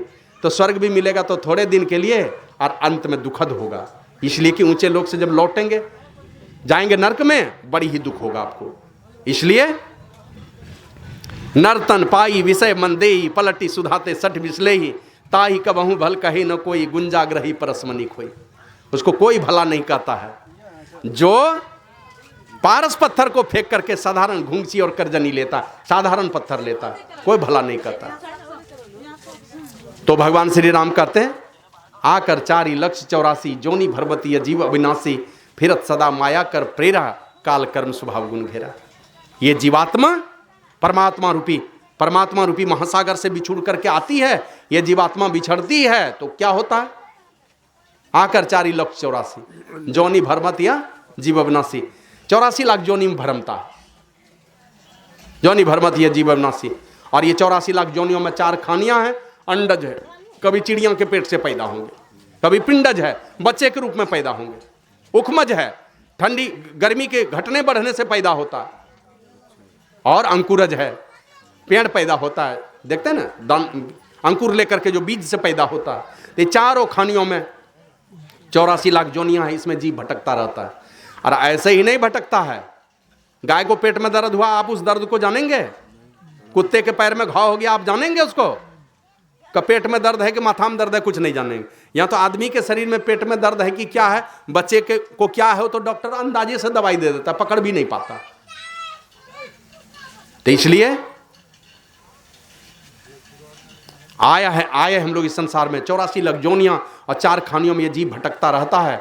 इसी बीच में कभी परमात्मा कृपा करते हैं किसी को, क्योंकि सारे जीवों के प्राणों के आधार हैं, निस्वार्थ प्रेम करने वाले। उसी में से किसी जीव को दया करके मनुष्य का शरीर दे दिया, उसी में से हम लोग हैं। आने तो एक बार जाल डालता है ना समुद्र में, तो हम लोग जितने आदमी हैं यहाँ पर, उससे ज्यादा एक के बार जाल डालने से मछलियां आती है उधर से। उन्हीं भाग्यशाली लोगों में से हम लोग हैं। ये 84 लाख योनियों में घूम रहे थे, हम लोगों को उठा करके मनुष्य के शरीर में ला करके खड़ा कर दिया। और वो तो मेरे माता पिता के पुण्य का प्रताप था कि उनके कोख से हम लोग आ गए, नहीं तो बहुत माता के कोख से सांप बिल्ली क्या क्या आ जाता है। तो इसलिए करना क्या है, जोनि भरमतिया जीव अविनाशी, फिरत सदा माया कर प्रेरा, काल कर्म स्वभाव गुण घेरा, कबहु करी करना नर देही, देती इस बिनु हेत से नहीं। कभी कृपा करके परमात्मा ये मनुष्य का शरीर देते हैं, ये जीव बहुत दिनों तक दुख झेला है, चलो मुक्ति का द्वार चाहिए इनको, तो मुक्ति के द्वार वाले शरीर में ला करके स्थापित कर दिया। अब यहाँ सोचना है कि हमें क्या करना है। बाबा साहिब स्वामी जी महाराज कहते हैं, मान मान मन यह तन तेरा हीरा रतन, और विषयों के पीछे पड़ पगले कर रहा माटी मोल है। राम कृष्ण अरु ऋषि मुनियों ने इसकी महिमा गाई है, वेद पुराण आदि ग्रंथों में इसकी लिखी बड़ाई है। कलयुग के भी संत है जितने, सबका एक ही बोल है, मान मान मन यह तन तेरा हीरा रतन अनमोल है। सवेरे पढ़ रहे थे ना, कपिल भगवान का उपदेश जाबाल ऋषि को किया है। तीर्थे दाने जपे यज्ञे काष्ठे पाषाण के सदा, शिवम पश्यति मूढ़ात्मा शिवे देहे प्रतिष्ठिते। शिव जी कहाँ हैं? शरीर के भीतर, इस शरीर के अंदर में विद्यमान है। हम लोग वो शरीर वाला है जिस शरीर में विद्यमान है शिव जी। दूसरे जगह आया, बिंदुनाद महालिंगम शिव शक्ति निकेतनम, देहम शिवालयम प्रोक्तम सिद्धिदम सर्वदेही नाम। इस देह को शिवालय कहते हैं, इसी देह में सारे प्राणियों को सिद्धि मिलती है। बिंदुनाद महालिंगम विष्णु लक्ष्मी निकेतनम, ये विष्णु लक्ष्मी का घर बतलाया, ठाकुरबाड़ी बतलाया। और ये ठाकुरबाड़ी है, शिवालय है, ये ऐसा शरीर है जिसमें शिव जी स्वयं विराजमान है। और उपनिषद, ये एक उपनिषद में तो आया, देहस्था सर्व विद्याश्च देहस्था सर्व देवता देहस्था सर्व तीर्थन, गुरु वाक्य लभ्यते। गुरु के बातों पर भरोसा करेंगे, संशय नहीं करेंगे तो सब प्राप्त होगा। इसी देह में सारी विद्या, सारे देवता और सारे तीर्थ हैं। दुनिया के किसी तीर्थ में जाइए, एक देवता मिलेंगे, दो देवता मिलेंगे, और ये वाला जो मनुष्य का शरीर है सारे देवता मिलेंगे। इसलिए प्रधान तीर्थ है इसी शरीर में, वो है सुखमना। उसके माध्यम से प्रवेश करेंगे, सारे देवी देवता आप ही के अंदर में प्रवेश मिलेंगे, आपको दर्शन हो जाएंगे। इसलिए भगवान श्री राम ने कहा, यह मनुष्य का शरीर मिला है, हमें करना क्या है? तो नर तन भव वारित कहाँ बेरो, यही मनुष्य शरीर है, संसार सागर से तरने के लिए नाव, इसी शरीर से पार हो सकते हैं। गुजरात में एक जगह है जूनागढ़, जूनागढ़ साहिब बाबा एक बार गए तो साथ में थे स्वामी परेशानंद, उनका नाम था पहले पटवारी। कहते पटवारी देख रहे हो, एक भैंसा को दिखाया, भैंसा लेटा हुआ है, कोई काजू खिला रहा है, कोई किशमिश खिला रहा है, कोई ठंडा तेल से मालिश कर रहा है, कोई गंगा जल से नहवा रहा है, कोई जमुना जल से नहवा रहा है, कोई त्रिवेणी का जल ढाल रहा है उसके ऊपर। कहिए अमेरिका के राष्ट्रपति की वैसी सेवा नहीं तो होती होगी, लेकिन ये साधु संतों के सेवा का फल नहीं है, सत्संग के सेवा का फल नहीं है। एक बार गुरु महाराज के पास एक आदमी गए और कहते हैं, हुजूर हम बहुत सारा धर्मशाला पियाऊ बनवाए हैं। पियाऊ समझते हैं? आदमी को पानी पीने के लिए पियाऊ। हाँ, बहुत सारा पोखर हम खुदवाए जानवरों को पानी पीने के लिए, हमको कुछ पुण्य मिलेगा? बोले हाँ। क्या मिलेगा? बोले मर के तुम घड़ियाल बनोगे, पानी में रहोगे, यही पुण्य होगा। पानी दान किए हो, पानी में डूबे रहोगे, सुख भोगते रहना खूब। हमारे यहाँ थे डॉक्टर रामबदन सिंह, गुरु महाराज की बहुत सेवा करते थे, गाय दिए थे कुप्पा घाट में। गुरु महाराज बोले डॉक्टर साहब बहुत सेवा करते हैं, बहुत दयालु हैं, लेकिन दीक्षा लेकर थोड़ा ध्यान कीजिए, ये वाला शरीर बच जाएगा। बोले हुजूर मेरा बेटा मेडिकल कॉलेज में पढ़ रहा है, निकलेगा ना, अब फाइनल सेमेस्टर में है, निकलेगा बस क्लिनिक थमा देंगे उसी को, और हम दिन रात आप ही की सेवा में लगे रहेंगे। 1 महीना के अंदर उन्हीं के पेट में दर्द उठा, वही चले गए दुनिया से। हो गया सेवा। बेटा बाद में आया डिग्री लेकर, क्लिनिक भी संभाला, अपने चले गए दुनिया से, दीक्षा नहीं ले सका। और सूरदास जी महाराज ने कहा, नर बपू धर जो जन नहीं गुरु के जम के मार्ग जई है। जिसने मनुष्य का शरीर धरा, गुरु का मार्ग नहीं धरा, गुरु का चरण नहीं पकड़ा, तो बस रास्ता तैयार है, जम के मार्ग जई है, जम के रास्ते में जाएगा, मैंने नरक की ओर ले जाएगा, आपको अधोगति में ले जाएगा। इसलिए ये नर्तन क्या है? भव वारिधि कहाँ बेरो, इस संसार सागर से तरने के लिए नाव है, नाव। और सन्मुख मरुत अनुग्रह मेरो। परमात्मा की कृपा रूपी अनुकूल वायु है हमारे जीवन में, सारी परिस्थिति हमारे अनुकूल है। बाल बच्चे हैं, घर परिवार चल रहा है, ठीक ठाक चल रहा है। कुछ कमी बेसी है तो किनको नहीं है? सबको है। हवा है, पानी है, भोजन है, कपड़े हैं, मकान है, सब कुछ सारी व्यवस्था परमात्मा कर रखे हैं। दुख सुख है तो लोगों के पास बोल पाते हैं। ऐसा ऐसा जीव है जो बोल ही नहीं पाता। तो परमात्मा की कृपा रूपी अनुकूल वायु है, ये मनुष्य शरीर रूपी नौका है। और इस नाव को खेवने वाला कौन है? संत सदगुरु मल्लाह है। अब नाव है चकाचक और मल्लाह हो दारू पीने वाला, बैठिएगा उस पर, नहीं वो ले जाके किधर लेके चल देगा पता नहीं।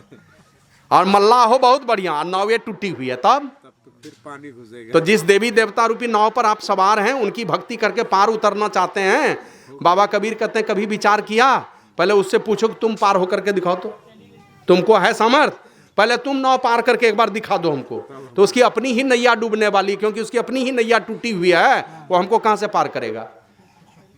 बाबा कबीर कहते हैं परली पार तेरा मीता खड़िया, उस मिलने का ध्यान ना धरिया, टूटी नाव पर जा बैठा।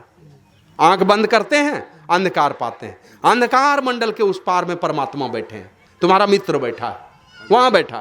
गोता का हमारे गुरु महाराज लिखे ना, अंतर के अंतिम तह में गुरु हैं। अंतर के अंतिम तह में जाओगे तो गुरु की पहचान होगी वहां जाकर के। यहाँ तो शरीर वाली पहचान होगी कि कायस्थ कुल में पैदा हुए थे तो 1885 में पैदा हुए थे, 1986 में शरीर छोड़े, लेकिन पहचान अपने अंतर के अंतिम तह में होगी। और परमात्मा के विषय में क्या लिखे? घट पट तिहु के पार में साईं बसे ही अंतर है। आप ही के हृदय में साईं बसते हैं परमात्मा। कहाँ? कहते हैं तीनों पर्दों के पार में। संत बसते हैं तीनों पर्दों के पार में, परमात्मा भी बसते हैं तीनों पर्दों के पार में। क्या अंतर है दोनों में? एक ही है दोनों, दोनों में कोई अंतर नहीं है। सदगुरु रूपी मल्लाह को पकड़ना पड़ेगा और टूटे हुए नाव पर नहीं बैठे।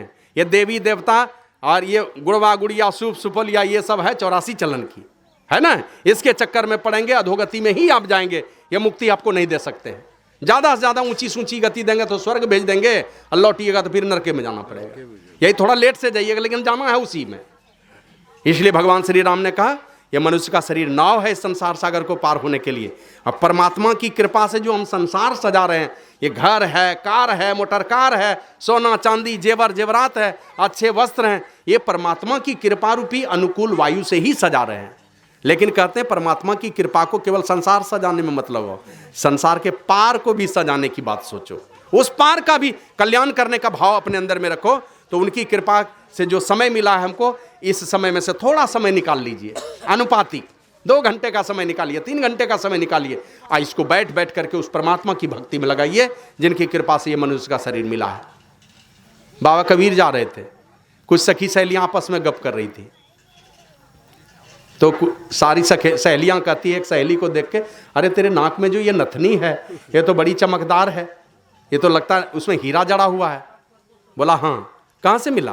बोला मेरी शादी तय हुई है ना, मेरा होने वाला जो दुल्हा है उसी ने दिया है। तो ये सब बड़ाई आपस में चल रही थी। कबीर साहब सुन लिए, बहुत बड़ाई कर रही है। तो कबीर साहब कहते हैं नथनी दीनी यार ने, चर्चा बारंबार, जिस यार ने दिया है नथनी तो बहुत बड़ाई हो रही है, और नाक दीनी करतार ने उसको क्यों विसार? नाके नहीं देता परमात्मा तो को नथनी कौन नाक में लगाते? उसी प्रकार ये शरीर नहीं देता, कुत्ता गधा का शरीर दे देता तो कहाँ से जाते वहाँ मेट का काम करने और लेबर का काम करने और अफसर का काम करने के लिए। तो परमात्मा की कृपा से मनुष्य का शरीर मिला है। परमात्मा की कृपा को परमात्मा की भक्ति में लगा करके इसको बरकरार रखना है। पूज्य बाबा कहते तो उतनी सी कमाई कर लो, उतनी कमाई करो कि कम से कम ये पूंजी बच जाए, मूल पूंजी नहीं डूब जाए। एक बार याद है ना, एक हेडमास्टर साहब आए और वो कहते हैं अब तो हम रिटायर कर गए। तो बोला रिटायर तो कर गए, टायर तो घिस गया, दीक्षा उक्षा लेकर के ध्यान कीजिए तो दूसरा टायर चढ़ जाएगा। मनुष्य शरीर रूपी दूसरा टायर चढ़ने का उपाय कीजिए। इस बार मनुष्य शरीर पाए हैं, इससे और बढ़िया शरीर मिले हमको, और बढ़िया कुल खानदान में जन्म हो, तो थोड़ी भक्ति कर लीजिए। और धीरे धीरे इस प्रकार आगे बढ़ते हुए मुक्ति की ओर बढ़ते जाएंगे। अंततः एक न एक दिन परमात्मा की कृपा होगी, सच्चे संत का सहारा मिलेगा और उन संत की कृपा से आप मुक्ति को प्राप्त करेंगे। तो भगवान श्री राम वही कहते हैं, मनुष्य शरीर ये नाव है, संत सदगुरु उसके मल्लाह हैं, अब परमात्मा की कृपा रूपी अनुकूल वायु है। ये तीनों चीज़ मिला है, संजोग बनता है तब तीनों चीज़ मिलता है। हम लोगों का संजोग है कि ये तीनों चीज़ मिला है। इन तीनों चीज़ों को पा करके बेफायदे इसको मत गमाइए। जो न तरई भवसागर नर समाज अस्पाई, सो कृत निंदक मंदमती। वह मंद बुद्धि का है, नीच बुद्धि का है, कृतघ्नि है, परमात्मा की कृपा को नहीं मानता है, इसलिए वो परमात्मा की भक्ति नहीं करना चाहता है, दूसरे की भक्ति में लगा हुआ है। और आत्महन गति जाई, आत्महत्या करने वाले की जो गति होती है ना, एक आदमी आपके सामने में कोई आग लगा लिया देह में, रेल में जाके कट गया, सुसाइड कर लिया, कुछ भी कर लिया, क्या गति होगी? तो कहते हैं प्रेत जोनि को प्राप्त होता है। उसी प्रकार आप भी अगर भक्ति नहीं करेंगे तो आपकी भी वही गति होगी।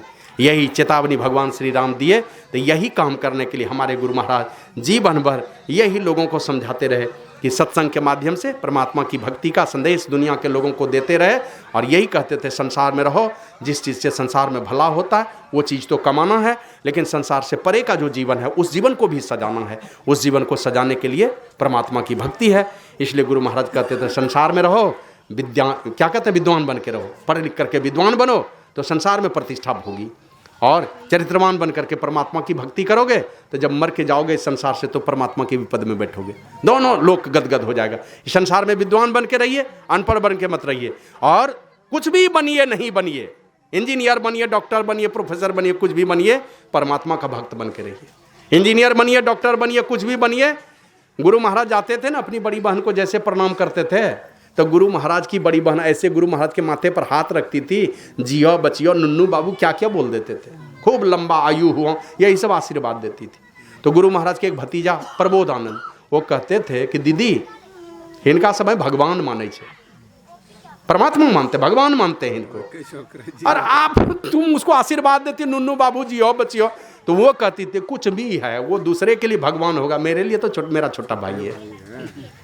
उसी प्रकार संसार में रहिए, कुछ भी बनिए, इंजीनियर डॉक्टर बनिए, भारत माँ का सपूत बन करके रहिए। और जिस माता के कोख के सहारे इस संसार में आए हैं, क्योंकि जाने के लिए तो बहुत रास्ते हैं इस संसार में, जाने के लिए बहुत रास्ते, और आने के लिए एक और एक रास्ते हैं, वो है माँ। एक रास्ता है, पिता का संजोग है उनके साथ में। पिता के विषय में भगवान श्री राम ने कहा था, लक्ष्मण ने जब अपने पिताजी के विरुद्ध कुछ उल्टी पुल्टी बातें कही थी, हम पिताजी को जेल में डालेंगे, कौन होता है ये राम को वनवास देने वाला? सारी जनता चाहती है, हम लोग सभी भाई चाहते हैं, कौन होता है ये वनवास देने वाला? उसी से राम जी कहते हैं कि भाई लक्ष्मण, जो भी देवी देवता देखता होगा दूर से ना, कितना गदगद होता होगा कि अपने पिता के विरुद्ध, पिता के सामने में, माने इनके सामने में क्या कहते हैं, ऐसी परिस्थिति खड़ी हो गई। एक तरफ माता को दिया गया वचन है, दूसरे तरफ अपने खानदान की प्रतिष्ठा है, दोनों के बीच में मेरे पिताजी पड़ गए, और तुम उस पिताजी के विरुद्ध में बोल रहे हो जिनको सारे देवी देवता चाहते हैं। बोला हे लक्ष्मण, पिता दुराचारी भी क्यों नहीं हो, समाज ने त्याग भी क्यों नहीं कर दिया हो, छोड़ दिया हो समाज ने, फिर भी बच्चों का ये कर्तव्य होता है, पुत्रों का पुत्रियों का ये कर्तव्य होता है कि घर में उनकी पूजा करे अपने पिता की, क्योंकि ये प्राणदाता है, संतान के प्राण देने वाले हैं पिता। तो घर में इन दोनों का सम्मान कीजिए, मन कुछ भी बन करके रहिए, लेकिन अपने माता पिता का पुत्र बन करके रहिए। और कुछ भी कमा लिया, अभी जाकर के देखिए बड़े बड़े वृद्धाश्रम में, क्यों खुले हैं वृद्धाश्रम, किसने खुलवाया वृद्धाश्रम? तो पता चलेगा कुमारा बेटा कभी अपने माँ बाप को अलग नहीं करता, माँ बाप भी कुमारे बेटे से अलग नहीं रहती।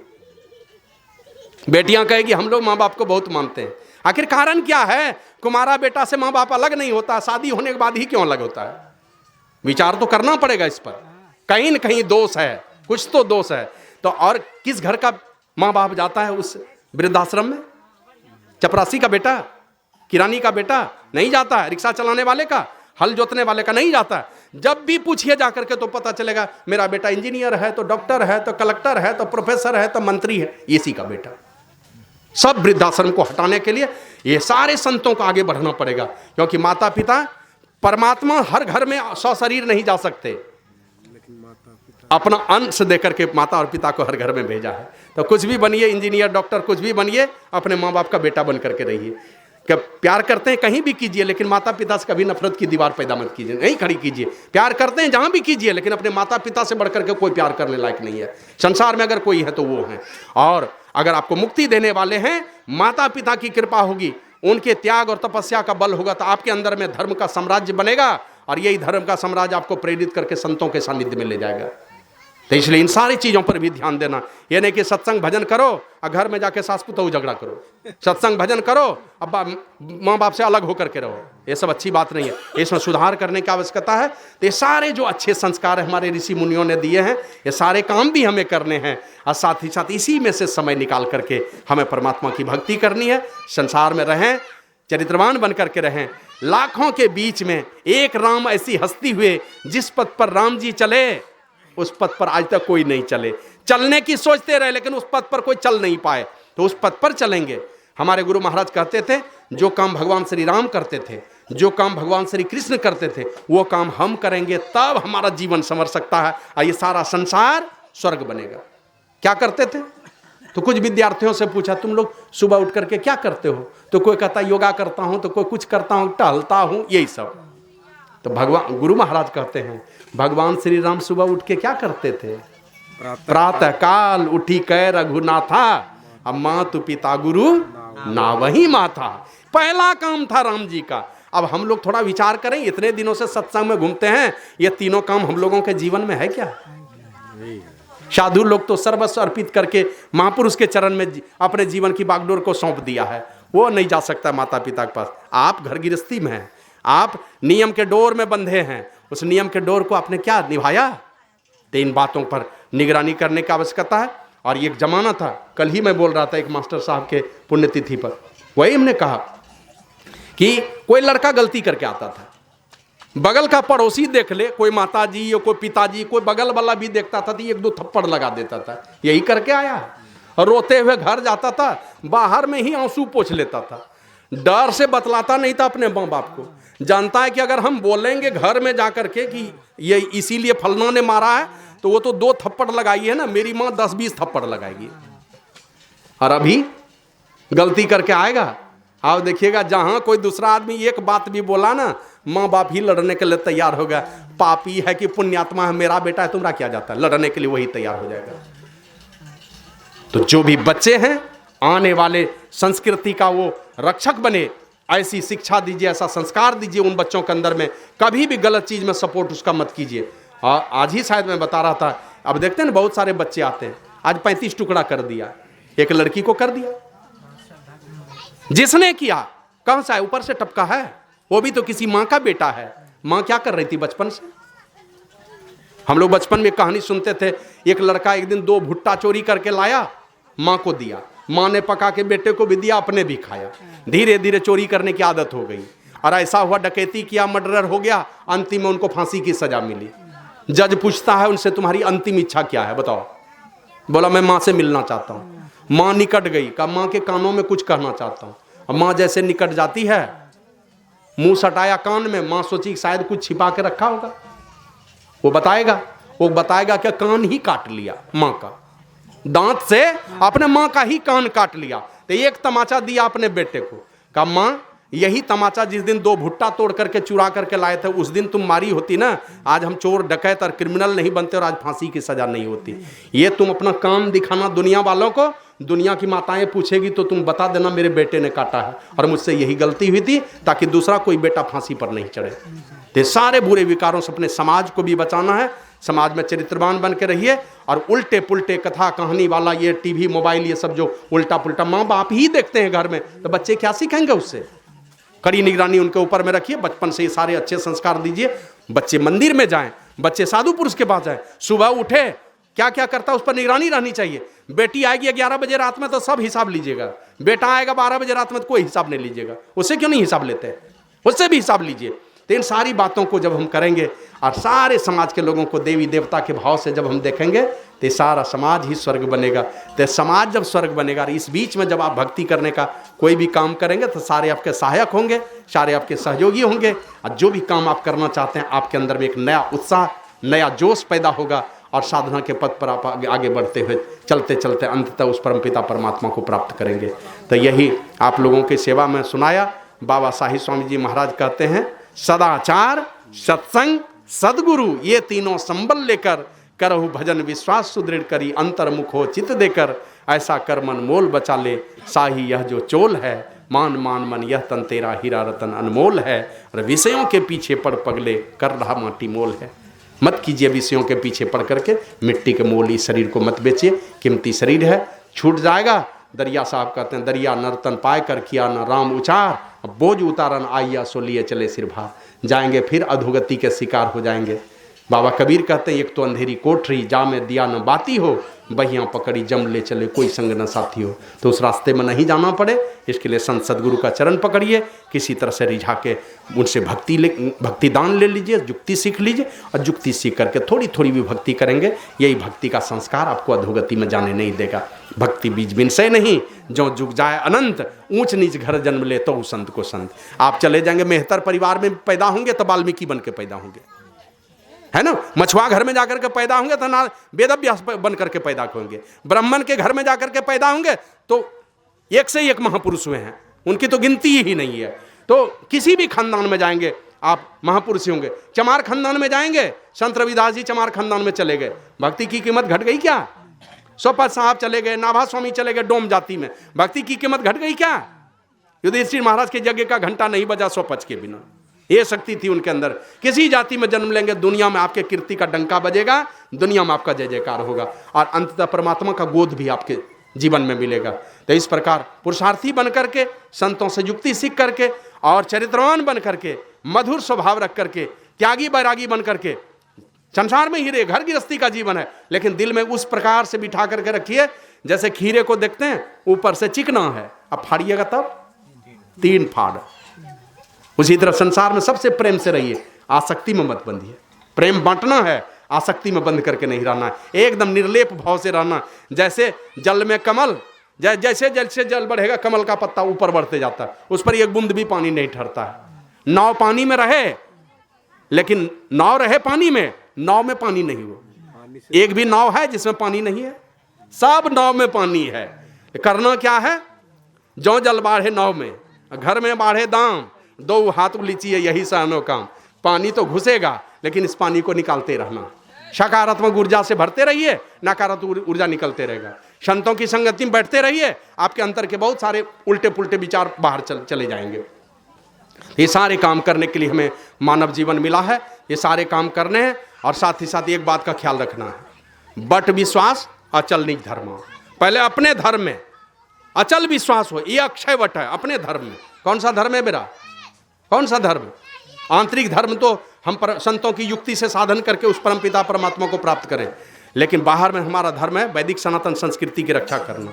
ये वैदिक सनातन संस्कृति जिसको हिंदू संस्कृति करते हैं, ये बचेगा तो दुनिया का सब धर्म बचेगा, क्योंकि यही एक धर्म है जो किसी धर्म से नफरत नहीं करता। नहीं तो अपने धर्म वाले ही एक दूसरे से लड़ते हैं। अभी अफगानिस्तान में अफगानिस्तानी और तालिबानी दोनों लड़ रहे हैं, कौन धर्म के मानने वाले हैं? सब तो एक ही धर्म वाले।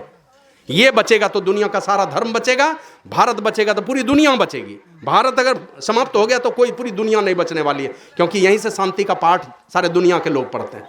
अभी 57 देश हैं, कौन कौन मदद करने वाला है पाकिस्तान को? 57 उनके अपने जाति का देश है, कौन मदद करने वाला है? कोई नहीं। जब भी मदद का हाथ उठेगा तो भारत का उठता है।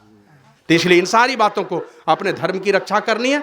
अपने धर्म की रक्षा करने वाले कभी दूसरे के धर्म का अपमान नहीं करते हैं, कभी उनका भी अहित नहीं चाहते हैं कोई। तो हम लोग किन्हीं का अहित नहीं चाहते हैं, लेकिन सबसे पहले अपने धर्म की रक्षा करने के लिए हम लोगों को आगे बढ़ना चाहिए। और राष्ट्र के प्रति भी हमारा भाव होना चाहिए कि जब राष्ट्र की बारी आएगी, राष्ट्र पर कोई खतरा उठेगा तो फिर हम लोग पीछे नहीं रहेंगे। राष्ट्र के लिए भी आगे बढ़ना, ये नहीं कि सब संतन की बड़ी बलिहारी कीजिए और राष्ट्र के लिए, धर्म के लिए बात उठेगी तो दुम दबा के घर में जाके घुस जाइए। तो इन सारी बातों पर पहले हम लोग नहीं बोलते थे, लेकिन बातों की वर्तमान समय में बहुत ही आवश्यकता है।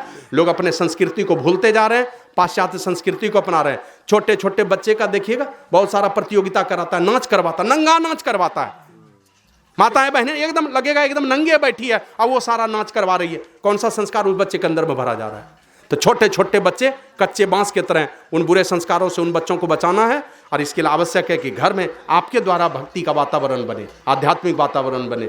आइए, इसके लिए सरकार को भी ध्यान देने की आवश्यकता है कि लोग चरित्रवान बने। तो स्कूल में ऐसे चरित्रवान, अगर कोई साधु संत हैं, चरित्रवान कोई अच्छे शिक्षक हैं, उनको अलग से पुरस्कार दिया जाना चाहिए, उसको आगे बढ़ावा देना चाहिए ऐसे लोगों को। इन सारे बातों पर विचार करने की आवश्यकता है। भगवान श्री राम इसी प्रकार कि हमारे प्रजा नरक में नहीं चली जाए, अधोगति में नहीं चली जाए, इसलिए सारे नगरवासियों के माध्यम से दुनिया के लोगों को ये संदेश सुनाया है उन्होंने कि बड़े भाग से ये मनुष्य का शरीर मिला है, ऐसे मनुष्य शरीर को पाकर के बेफायदे ना गंवाएं, परमात्मा की भक्ति करें। यही काम करने के लिए मनुष्य का शरीर मिला है। सदाचारी बन के रहें, सदगुरु को अपनाएं। सदाचार सदगुरु, सदाचार सत्संग और सदगुरु, ये तीनों संबल ले लें और इस कीमती चोले की कीमत बचा लें, मोल बचा लें इस कीमती चोले की। माना सत्संग करें, ध्यान करें, ध्यान के द्वारा ही आप उस परमात्मा को प्राप्त कर सकते हैं, दूसरा कोई उपाय नहीं है। बोलिए प्रेम से श्री सद्गुरु महाराज की जय।